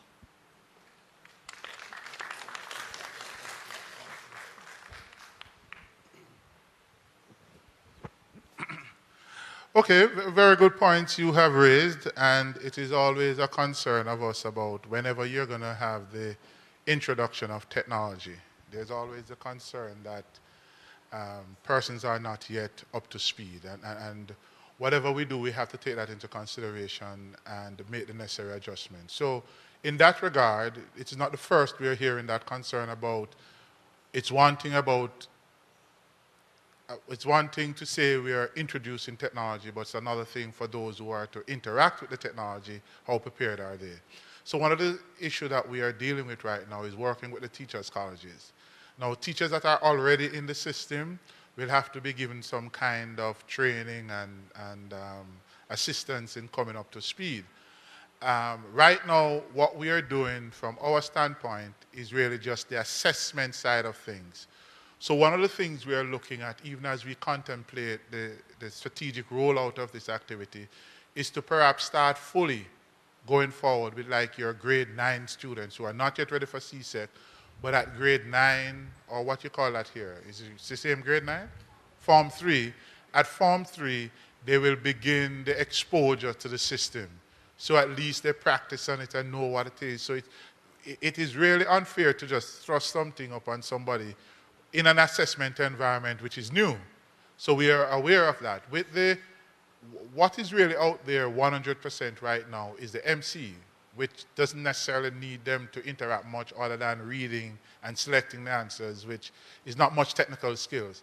But whenever we move to like the technology-enhanced items that require simulation and looking at simulations and doing that, teachers themselves will now have to be able to create those items to give students the kind of exposure. While we will have the learning hub, and that's why we are creating the learning hub as well, so that there's a space within which persons can go and be exposed, because exposure is everything, can be exposed to the technology we are introducing, and by so doing, be able to perform better. I'm not quite sure, and I want to see which of your students actually said that when technology come in the classroom, they don't like it. You don't like it? Don't commit suicide here, all right? But the point, though, is we recognize, though, that with the introduction of new technology, we must have adequate training and exposure. One of the things we are looking at, because CXC is not just an examining body. We see ourselves critically as a part of the regional development infrastructure. And if we're facilitating regional integration and development, as an organ within CARICOM, we need to do what it takes to facilitate development and that our people are exposed to the best there is, because we can compete with anybody in the world when it comes down to our education. So what we are doing now, we are looking at the system that we are developing. How do we make that available to the schools so that the platform on which persons will be tested and interacting with, they will be exposed in the schools on that. So right now we're looking at the development of an infrastructure that will facilitate that kind of intervention. All right? And I agree with you, and the Premier will agree with me too. Teachers must be paid money. Thank you for the question and response. Another question? Thank you. I'd like to thank all of the presenters this morning for the information shared and the data provided. Fascinating stuff. Thank you. My question has to do with the strategy. Has the adult learner who is outside of the formal education system, has their needs being taken into consideration? And when you talk about the adult learner, you're saying private candidates, or you're just talking about just adult in general, not? Because one of the things we're doing, we're working with private providers of our subjects. So if private candidates is just sitting at home, not attending an institution to do their training, that's where the learning hub is going to be critical for them. Because then it's a space that you can get into and interact with others who are training. There is this other, what do you call them, Edifocal, or one, Matson, what's the online learning group, Edifocal? I forget their name, but there are some online partners who are looking at working with us to deliver our programs online as well. So persons will have access to that kind of training and exposure. In fact, I think you can go online now and at least get some sample of what an electronic test would be like, right, Alton? There is some sample there. So we will not leave those persons out, but it is still good for them to be attached to a training provider who is preparing them for the exam so that certain things can be made available to them. If they think they are mature enough and can handle it on their own, then the Learning Hub would be a very good substitute for them to interact with the kind of software that we're going to be utilizing for testing. Okay, another question. Good day, everyone. I was really interested in the CPEA's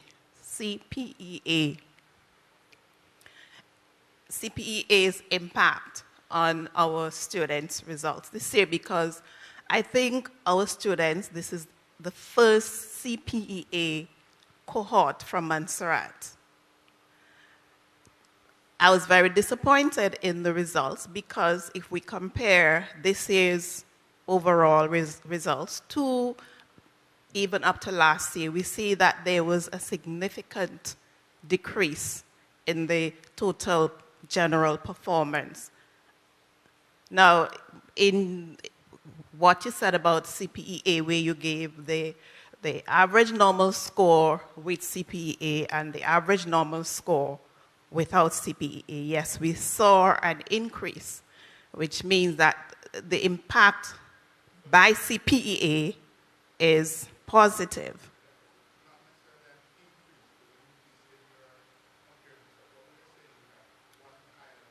Yeah, I get that. I get that.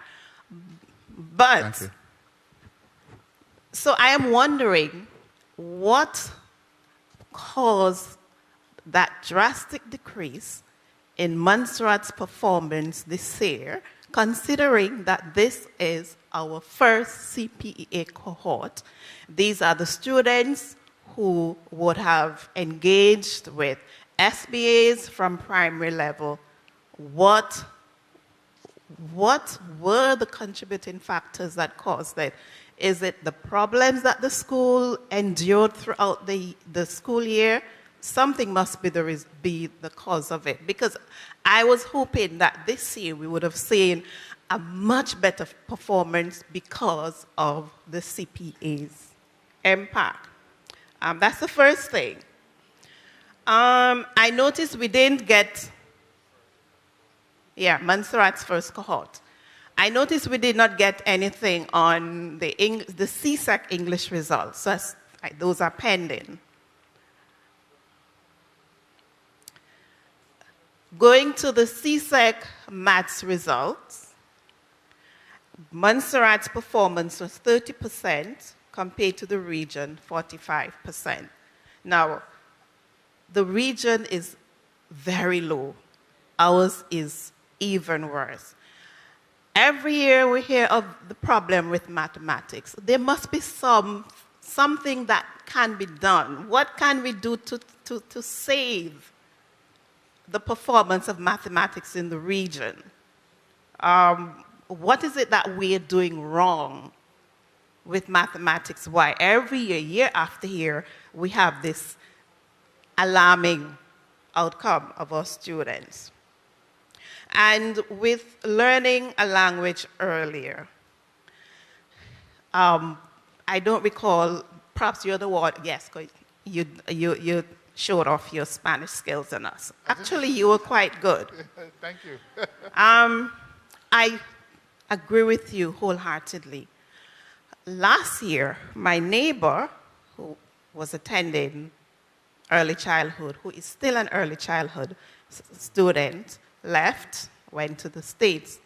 I recently got a videotape of her in her early childhood setting, and she's speaking Spanish just like that. The teacher is asking her questions. She doesn't even stop to think. She just rattle off the answers in Spanish, just like that. And going back to my foreign language learning, which helped me to understand English so much better.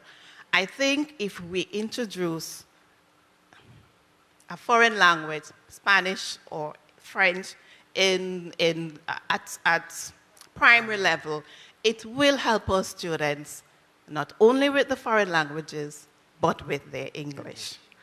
And, yes, I was listed. We talk about E. So CXC is now ECXC. The impact of natural disasters on the whole E process. We have seen it. I've seen it up close because Mrs. Medford can tell you, I just left last year, retired, enjoying retirement. Yeah. and we have seen the negative impact of natural disasters on islands 2 years ago with Hurricane Maria, who couldn't, I take Anguilla for instance, who was up there, one of the first to take on e-testing, and then their labs were destroyed, and we had other territories in the region who had that problem. How can we mitigate this? Because we're always going to have natural disasters. We're living in a hurricane zone. What can we do? You seem so confident that CXC is going 2020 E. But there is this nagging problem of natural disasters. What happens when territories are impacted by natural disasters and they cannot take part in the E process? Thank you. All right. Thank you very much for your question. I think those are a very good one. And let me first start by saying thank you for your service as local registrar. We appreciate that. And anybody who does that sort of work really make a personal sacrifice for the region. All right? So I appreciate that. I will start with your last question first. And that is e-testing. And why is it that in the case of natural disasters, it creates a problem? In fact, let me just clarify one point. 2020 is when we are saying CXC will be fully ready for E. The extent to which we transfer all of our subjects E is going to be dependent on the extent to which the Premier gives Montserrat all the resources. In other words, right across the region, we are going to be working with all ministries of education as to their readiness and infrastructure requirement to make it happen, because we're aware of that. Those who are ready, we don't want to hold them back because we want them to move forward. Those who are not, we work with them on a timeline to see how well you can get over.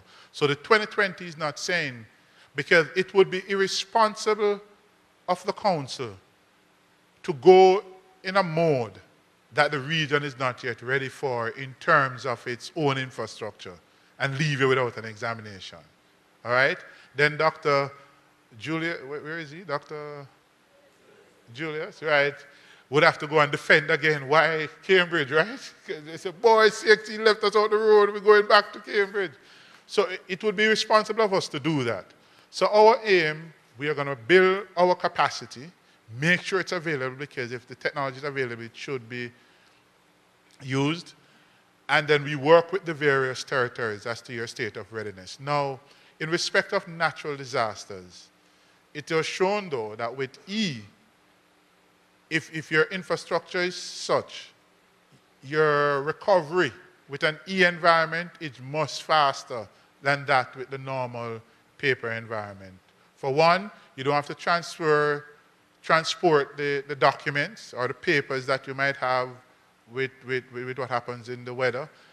What you really need, and not in all cases you need to be live on the internet for the test to be administered. We have the offline version.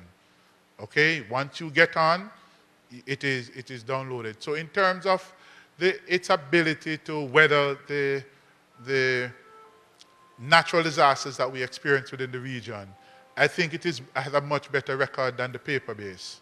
Okay? Not only that, I think it increases the level of security going forward for our papers, because sometimes our papers get elsewhere and we don't even know. You know, you tell the ministries of education nobody's to leave the room with the paper, and the paper still leave the room. And because we are not there electronically, they have to walk out with the computer and the internet and everything to go with the paper. All right? So there's a lot of, so we take note of the challenges, but we are trying to work through those now. And that's why we come up with the offline mode and other ways of trying to mitigate those situations. But we would not necessarily just leave the region without assessment because you're unable to do E. We have to be responsible be much more responsible in our actions. In respect of the performance of English and mathematics, that is something that I can't necessarily answer in one go right here. That needs a further study, because there are many factors impacting the performance of students. And just as we did the other day when we recognized history was having a problem, we put a task force together and we said, go and examine what is happening. Some countries recognize their own weaknesses and they have elevated, for example, in Jamaica, I know that they have appointed even a national maths coordinator now, because they're saying, let's look at what the systemic problems are and how we are going to be changing those. So we need to do perhaps a similar thing now for English. If it is across the region, we are unable to get that particular subject right. There are many things happening, and there's no one answer I can give you to say this is the solution to that. What we are now building capabilities for in CXC is the ability to conduct research now, more in-depth research analysis on the performance. So we are rich with data, because we can now go, now that it is electronically, we can say how many students performed well on question 1 of this paper, how did they do, what aspect, what were the comments. And that can then inform teachers. Now, the one point I'll raise here, which I think is important for all of us to take note of, for each subject we create what we call, and you would know, subject reports. And those subject reports, now we should be getting most of them, are made available to teachers. They need to go back and look. Persons who did this exam last year, these were the areas of weakness. Unit 1, student didn't master that concept well. You know, things like those to just help us do what is it that we need to do. And so with the establishment of our own research unit now, we are going to be able to give some advice, more specific advice, on what teachers ought to be focusing on in order to deliver their program. All right? Thank you. Thank you very much for the next question. I think I have somebody over there for.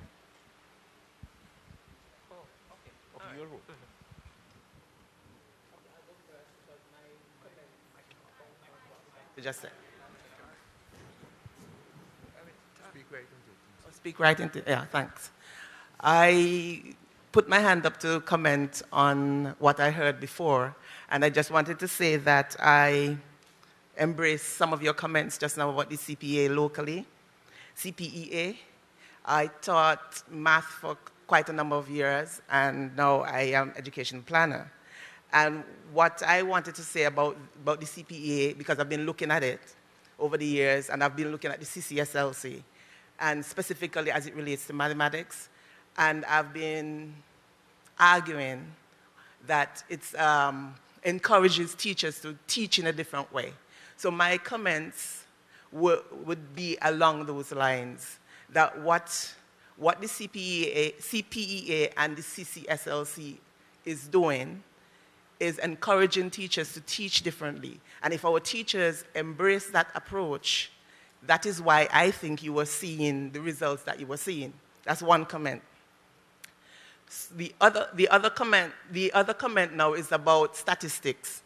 If you're going to compare, it will require the collection of data, as you were saying, and research has to be done locally to see if the students who ended up in the Form 5 cohort for the CPEA, for the CXC, CSEC O-level, if all of those students were the ones who were in the CPEA, and they may not be, because remember, the results that CXC is reporting on is the global results and not necessarily the ones from, so those are the comments from that. So we can't just say that, we have to actually look, and then we can comment. So my first question when I saw the data go up is exactly that. How did you calculate what group you use? But I'm thinking that we need to research. I like the idea about the French and Spanish, and I'm quite interested in knowing how CXC plans to implement that, because I think in the Ministry of Education we were trying to do something along that lines. And yeah, that's it.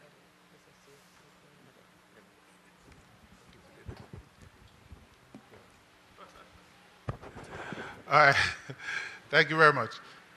In respect of the English and mathematics, and the French and the Spanish, as I said, is when I sat there, the idea comes. So if you have suggestions, I'll do that. But the idea that comes to my mind is that when we're teaching English, we're teaching it in bite-sized pieces, right? You don't end up one day, you need to learn all the numbers, and you need to learn all the months of the year, and then you need to learn all the verbs, and then all the other things that you need to learn in Spanish. You learn things step by step. So at the time when they're learning 1, 2, 3, they're learning uno, dos, tres. So the symbolic associations are being made easily. And they would have done that for so many times, so it becomes second nature. What's 1? Uno. And most of us reflectively can say 1 is uno, right? Because we would have done that association more time. So if in first year, so the idea is use nuggets of information in every year. So you're learning numbers now, you're going to learn both the Spanish and the English together. And when we're teaching them numbers too, we don't teach them 1 to 1 million one time.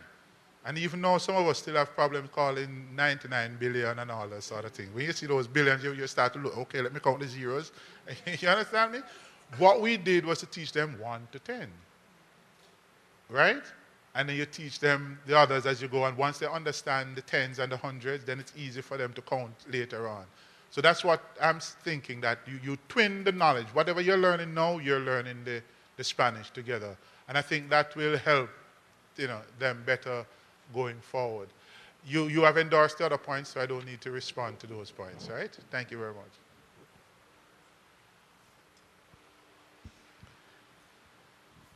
Hello, everybody. Over the years, we've been saying the same thing, maths and English. Some people get 20 O-levels, CSEC, whatever, they fail maths and English. We've been talking about it, but I don't think enough is being done. And I think CXC need to help the ministries of education, because if somebody is specialized in maths, where do they teach? Secondary, college. We need to send the specialists on the ground.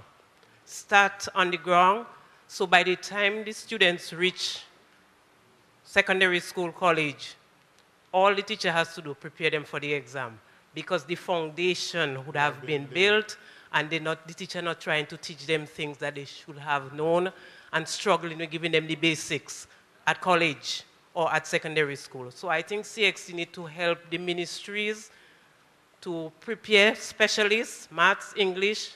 They start down there. even in the early childhood and primary.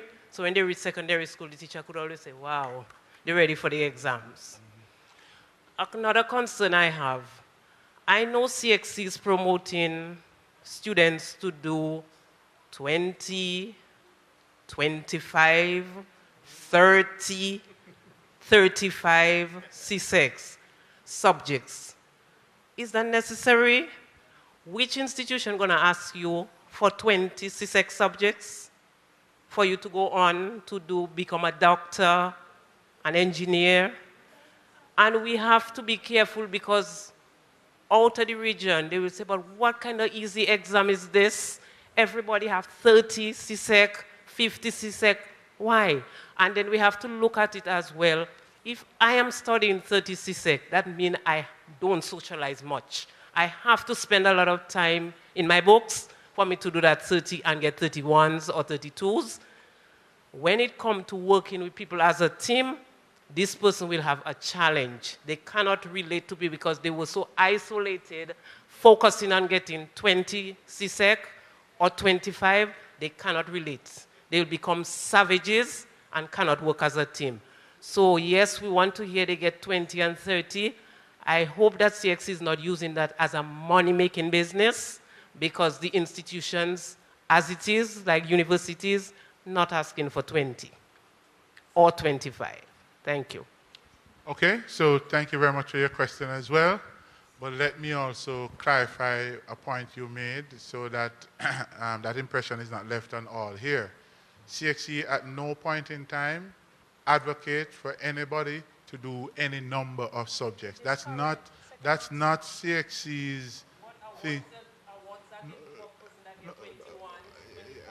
But we have to recognize what people have done. We can't ignore the person. So we have not gone out and said, you need to do 21, you need to do 25.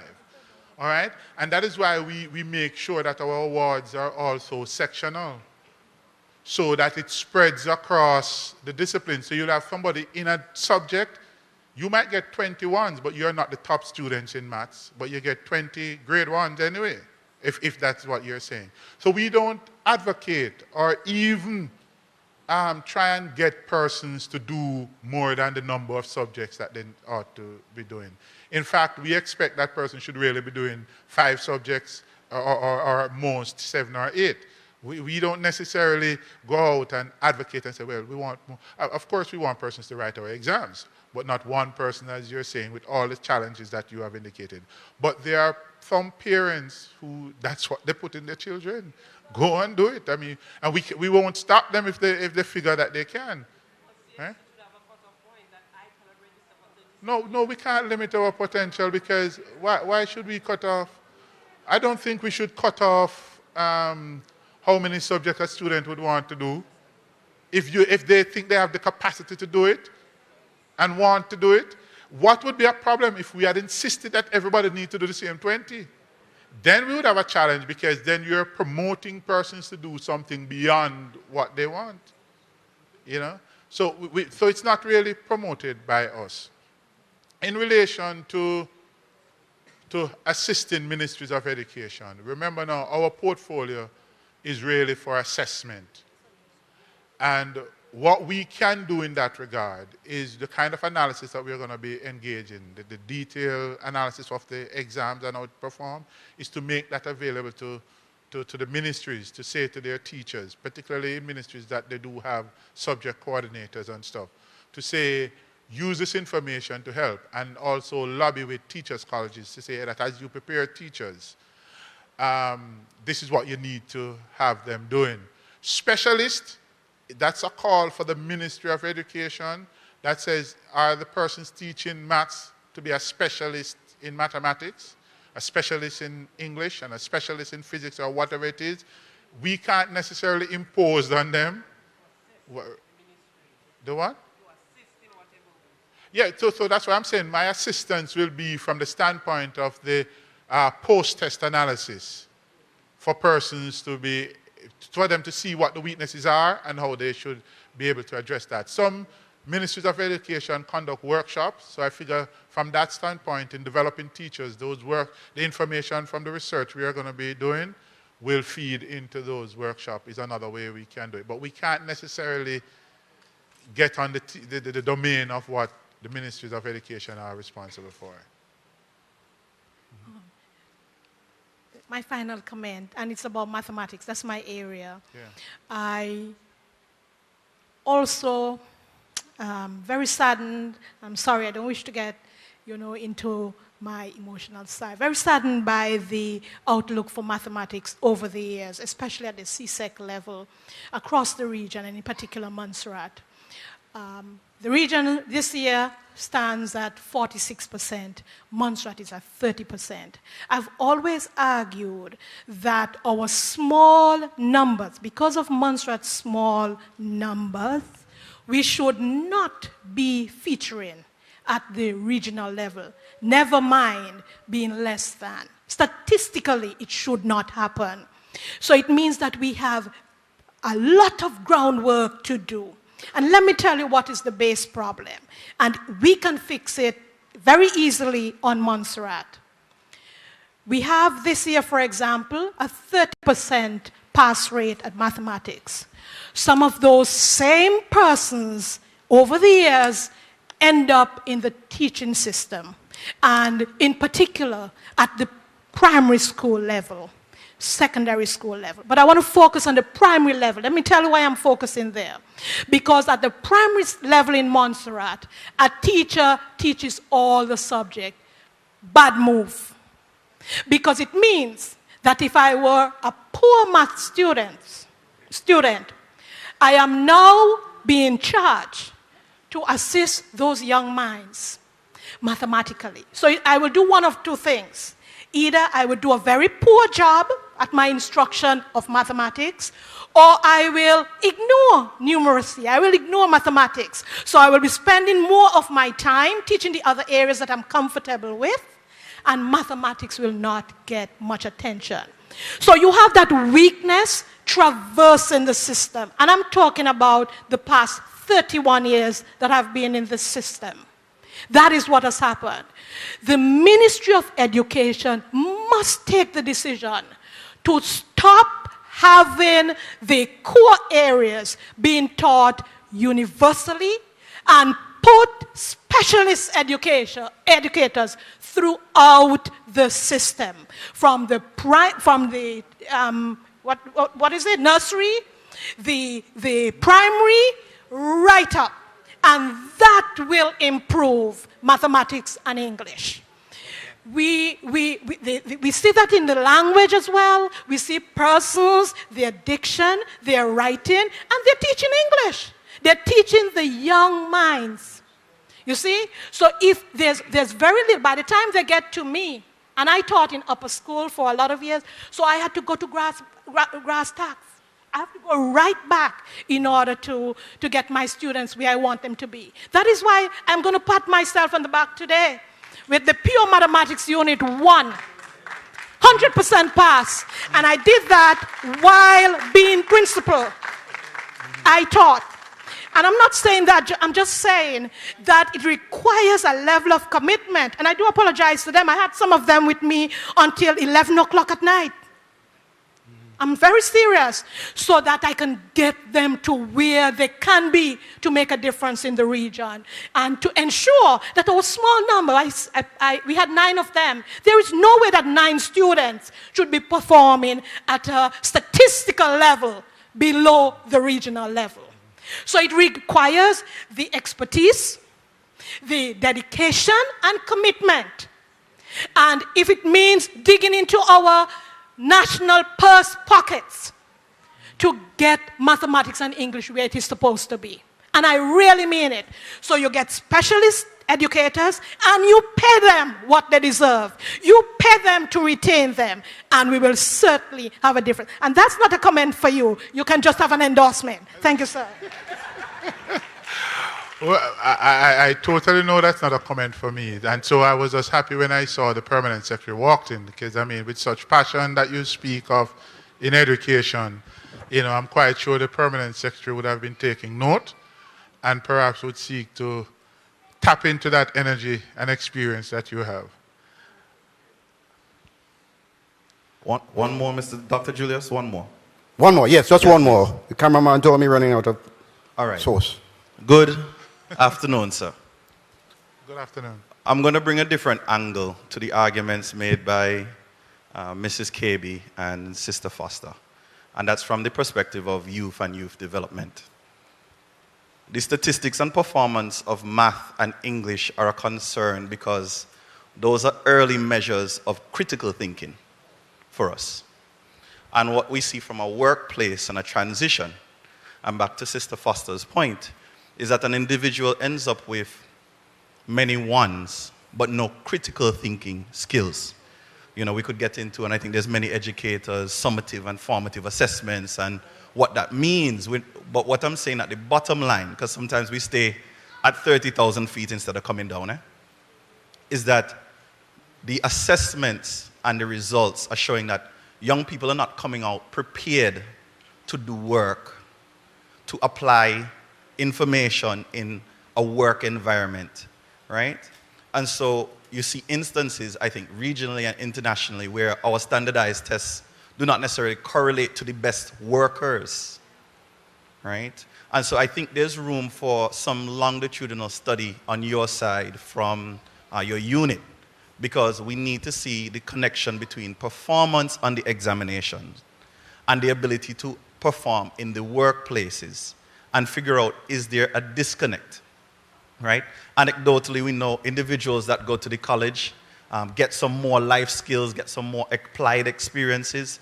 So then even from a local point of view, is the conversation that instead of A-levels or CAPE or CVQ being an option, countries are talking about what we call compulsory or mandatory education going up to the age of 18 to ensure that as many of our young people don't just come out of secondary school, but go into these vocational and additional trainings to develop themselves.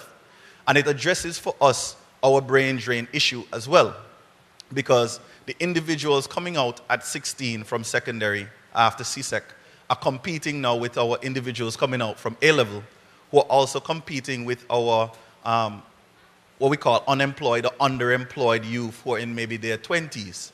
And so adjusting these timelines, and I'm saying it to you because there's some longitudinal study that CXC needs to do to support the argument that we need to make sure that the results, what is showing me or some of us, is that they're not, yes, they can do the instruction as told, but when given content and then they have to use their critical thinking, it's not there. And for us in the region, I think, yes, we want you to be able to know the information, but as many of us who've gone to graduate school, at this point with technology, we just need to know where to find the information. What is more important is, can you apply it, right? And so I think some kind of study is needed because you have the data, and following up with regional entities on what is the connection and correlation and causation between performance, impact in the workplace, and then advising governments. And I think in Montserrat, at least I can say we've made the proposal to the PS in terms of, are we changing our laws on compulsory education so that we make sure we address these gaps, so that when they do go into the workplace and they go to my old IT teacher and the CHRO know that they're in a better place to actually do work, instead of then having to patch. And we love what we do in youth, but many countries and many of our youth directors caucus are talking about we have many patch programs because they didn't get what they needed to get at the CSEC level or the CCSLC level. And so now we're doing it afterwards as opposed to making those adjustments in advance. Very good point. Very good point, and I'll address it this way. First of all, I endorse the point you make about the longitudinal study. As I said to you, we are in the throes right now of restructuring CXC in a way that puts certain infrastructure in place for us to do that. And one of the new units coming in is what we call Assessment, Research, and Innovation, AIR, which will look at precisely longitudinal study as well as comparative studies and all of those things, because we want to impact what obtains within the education sector. However, I must say though that CXC is an assessment body. We don't necessarily prepare the student. The point you raised is quite fundamental in the sense that what you find happening, CXC has become a high-stake examination. And so teachers now look at the past papers and say, well, this is the format of the paper. We just want to teach you what this format is. And when you're going to exam, just make sure you just follow that. It's not necessarily thinking, right? And a case in point, this year we changed one of the questions from the normal process and go back to fundamental, what you must do. It was a series question, the question with series. Question 7 on the maths paper with series. And what is this in the first? People started making noise, what is going on? Because the teachers were so accustomed to just teaching them to do this, that the fact that you've gone back to foundation, first principles, to say it's a series, T1, T2, T3, and we don't just give it whatever. Everybody lost because it didn't come the way it was accustomed to come in. And what that brought, I remember clearly in Jamaica, the discussion on the radio stations where teachers need to teach fundamentals and stop teaching towards examination. Because anybody and all of us know, once you're going to do an examination, you're going to prepare for the examination because the examination is what is going to determine what you have. And you present your credentials. But your ability, as you have said, is to apply the information. And I learned that lesson quite early when I went to study in the United States and realized they're giving you open book tests. I said, what? Because you're coming from the Caribbean, you know, everything you better remember to wake you up 10 o'clock in the night and you better recall everything you need to know out of your head and write it. The Americans, no. Open book tests. You go because what they're interested in is not the knowledge, because you can find the knowledge. Knowledge is right all. There's a knowledge explosion now. Anything you want to know, you just Google and you find it.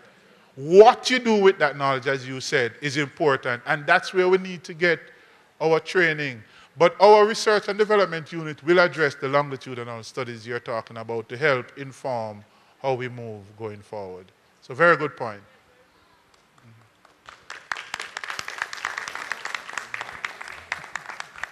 Okay, that's it for questions. Mr. Castle, you wanted, make it sharp. I'll allow you. See your hand up long time. Question, not comment.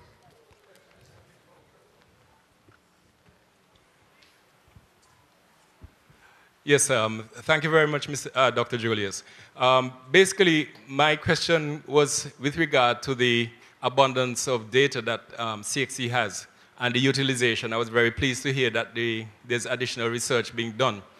But my question is, what are the formal mechanisms now? Because I've been on 2 occasions engaged in whether it be presentations or whatever with CXC, and then only realizing the products and services that are available from CXC. So I'm asking, what is the formal mechanism there to give information to the general populace, even to advise policymakers in terms of some of the information that CXC has that is so valuable in terms of planning, especially for education planners, etc. And how is even issues like providing assessment that fits the labor force needs, how is CXC working on those things to either educate the masses and also taking the information from the masses or the political directorate in terms of the examination setup? That's just quickly my issues I wanted to find out about. Thank you.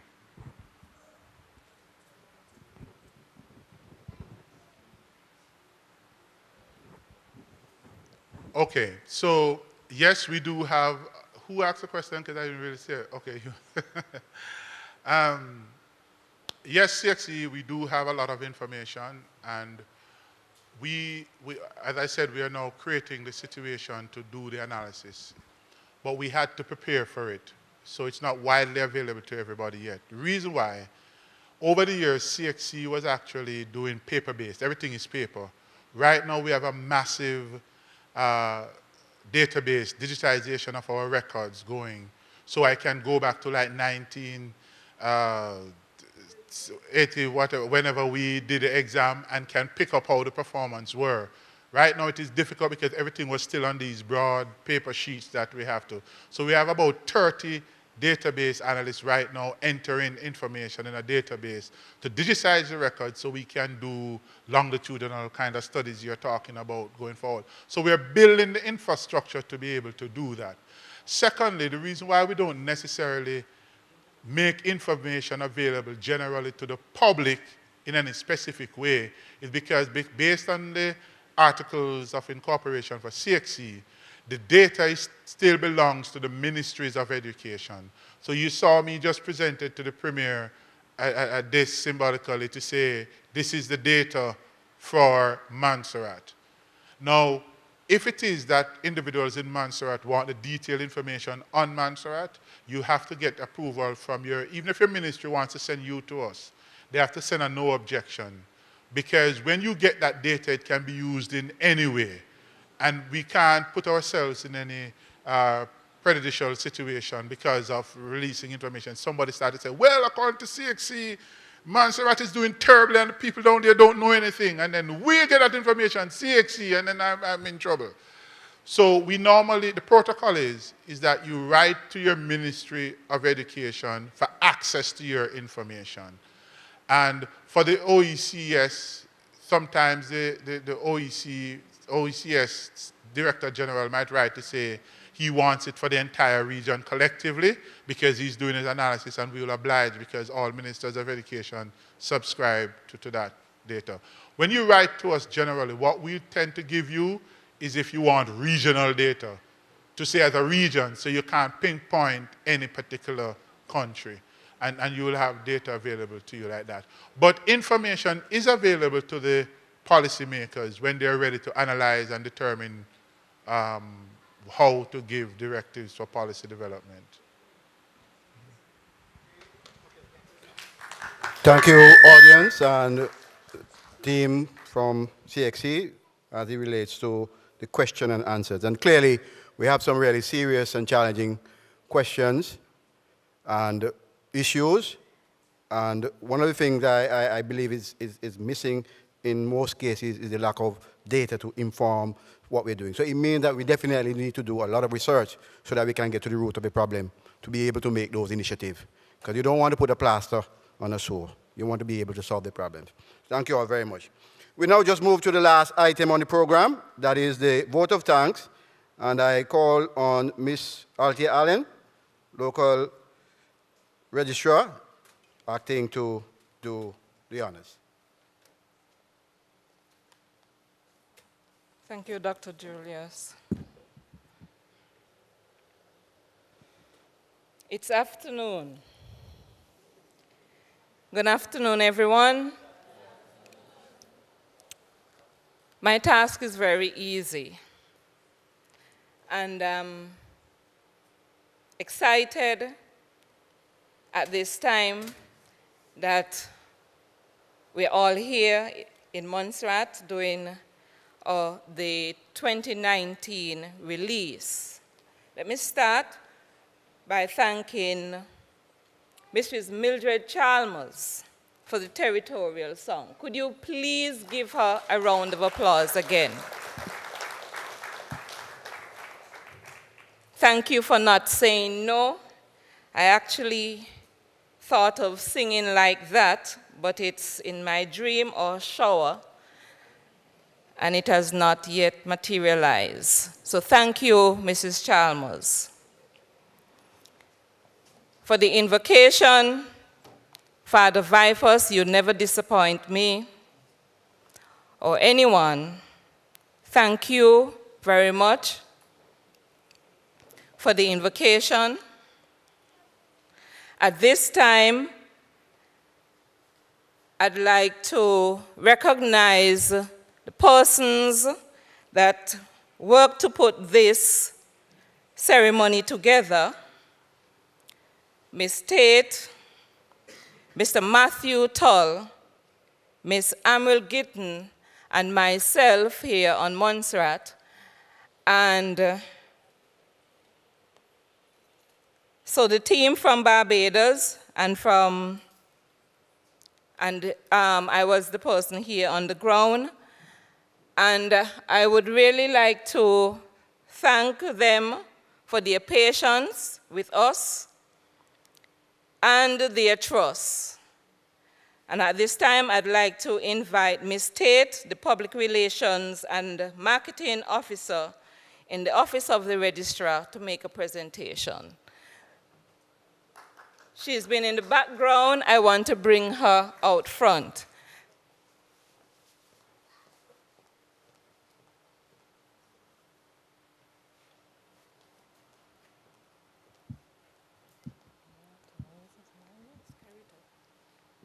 Good afternoon, everyone. I would also like to thank you for your patience today. I know we've been here for a little while, but clearly it has caused a lot of discussion, and we've had some interesting information shared. So I want to thank you all.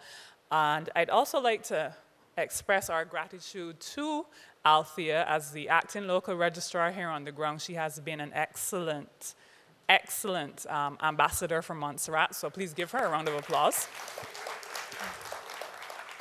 And we importantly want to thank the Ministry of Education, today represented by the Premier. So I'm going to invite our registrar, Dr. Wesley, to present this wonderful gift.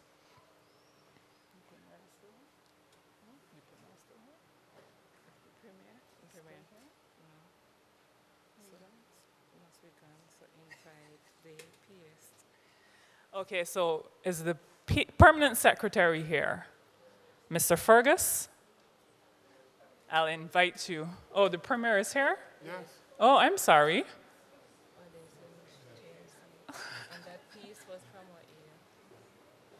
My humble apologies, sir.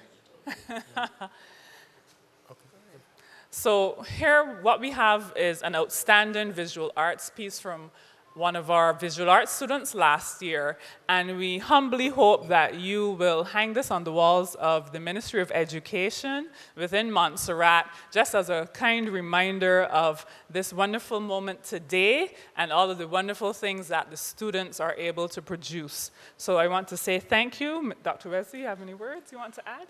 Well, I just want to say I did have to make sure this arrangement is in place for all the trouble I put the Premier through just a moment ago.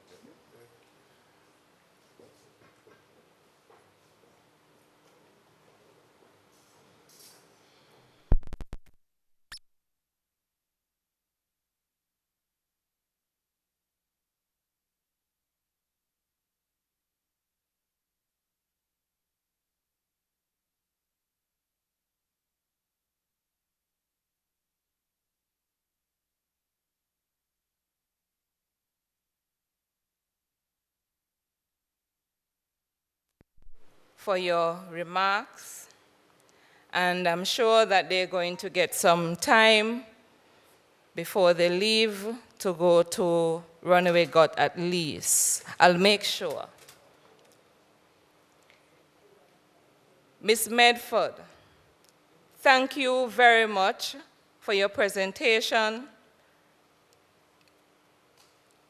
Mr. Alton McPherson, thank you also for your presentation. And let me go back to Ms. Medford. Yes, students had asked about CCSLC being online, and I'm not going to say I think, we are up for that challenge for 2020.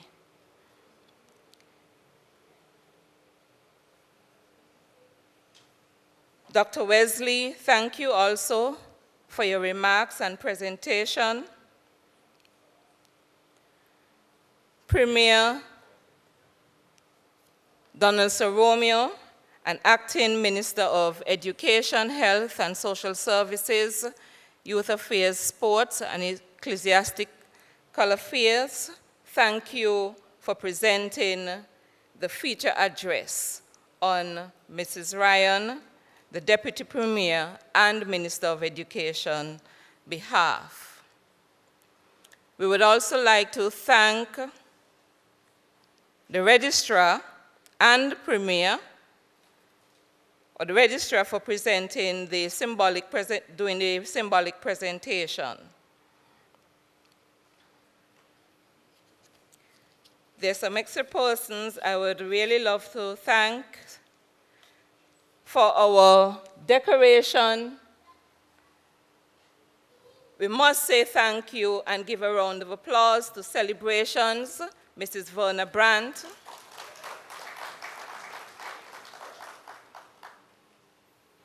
To Adrian Edgecombe for streaming this morning's program.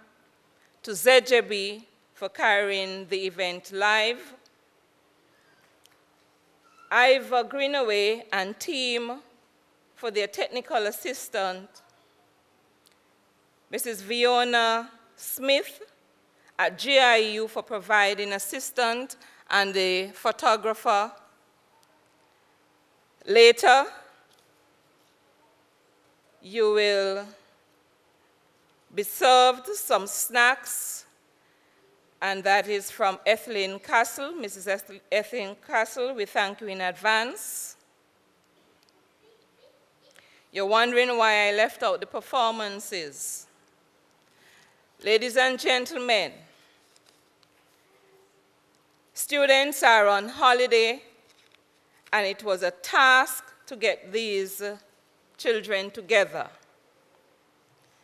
I must say thank you very much to Mrs. Patterson. Could you please give her a round of applause? And to the students who turned up for practice, whether it was 12 o'clock or 4 p.m., thank you, parents, for trusting us and trusting them in our care. And they'd like to do it again while you're having your snacks. And because the numbers are so small,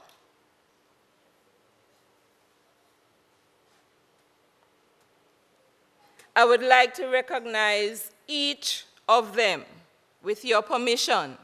And at this time, they'll come to the stage because they think, or we think, that they should do it again. Casey Allen,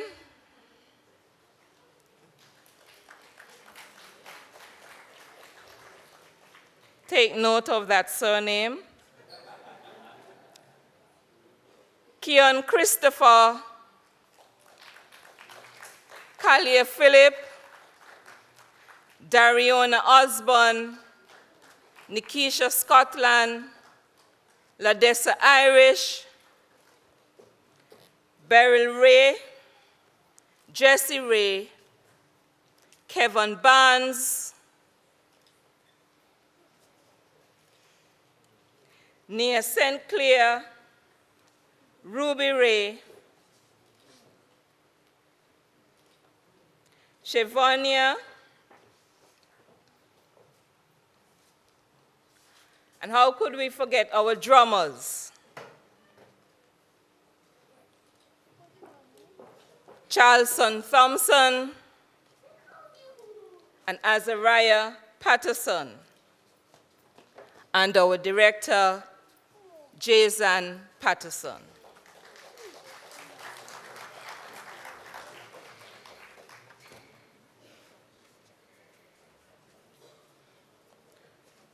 No, not yet, just hold on. They'll stay here. Before they sing, I just want to thank everyone for coming, principals, teachers, students, invited guests, invigilators, moderators, assessors. Thank you for gracing us with your presence today.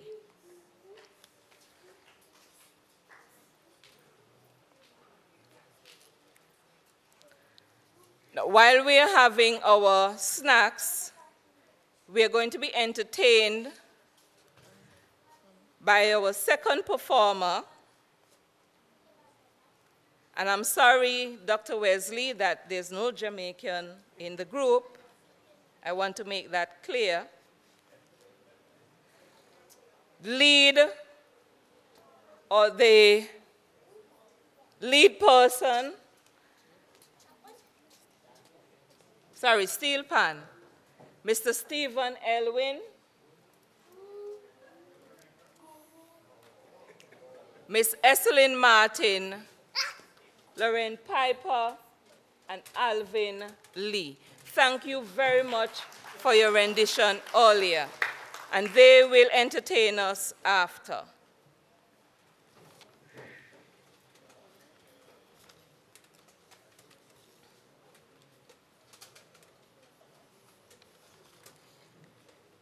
I don't think I've left out anyone, so thank you everyone for coming, and we'll be entertained by our students and their director.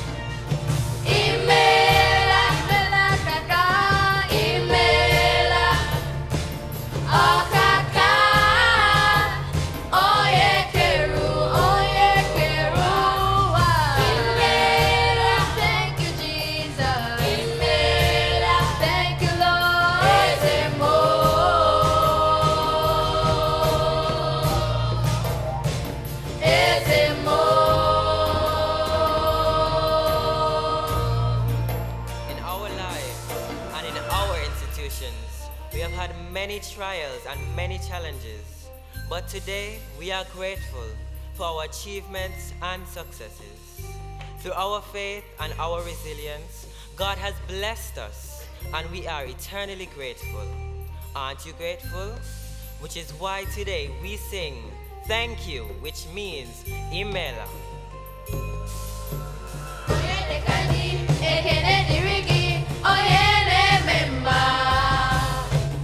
Oye,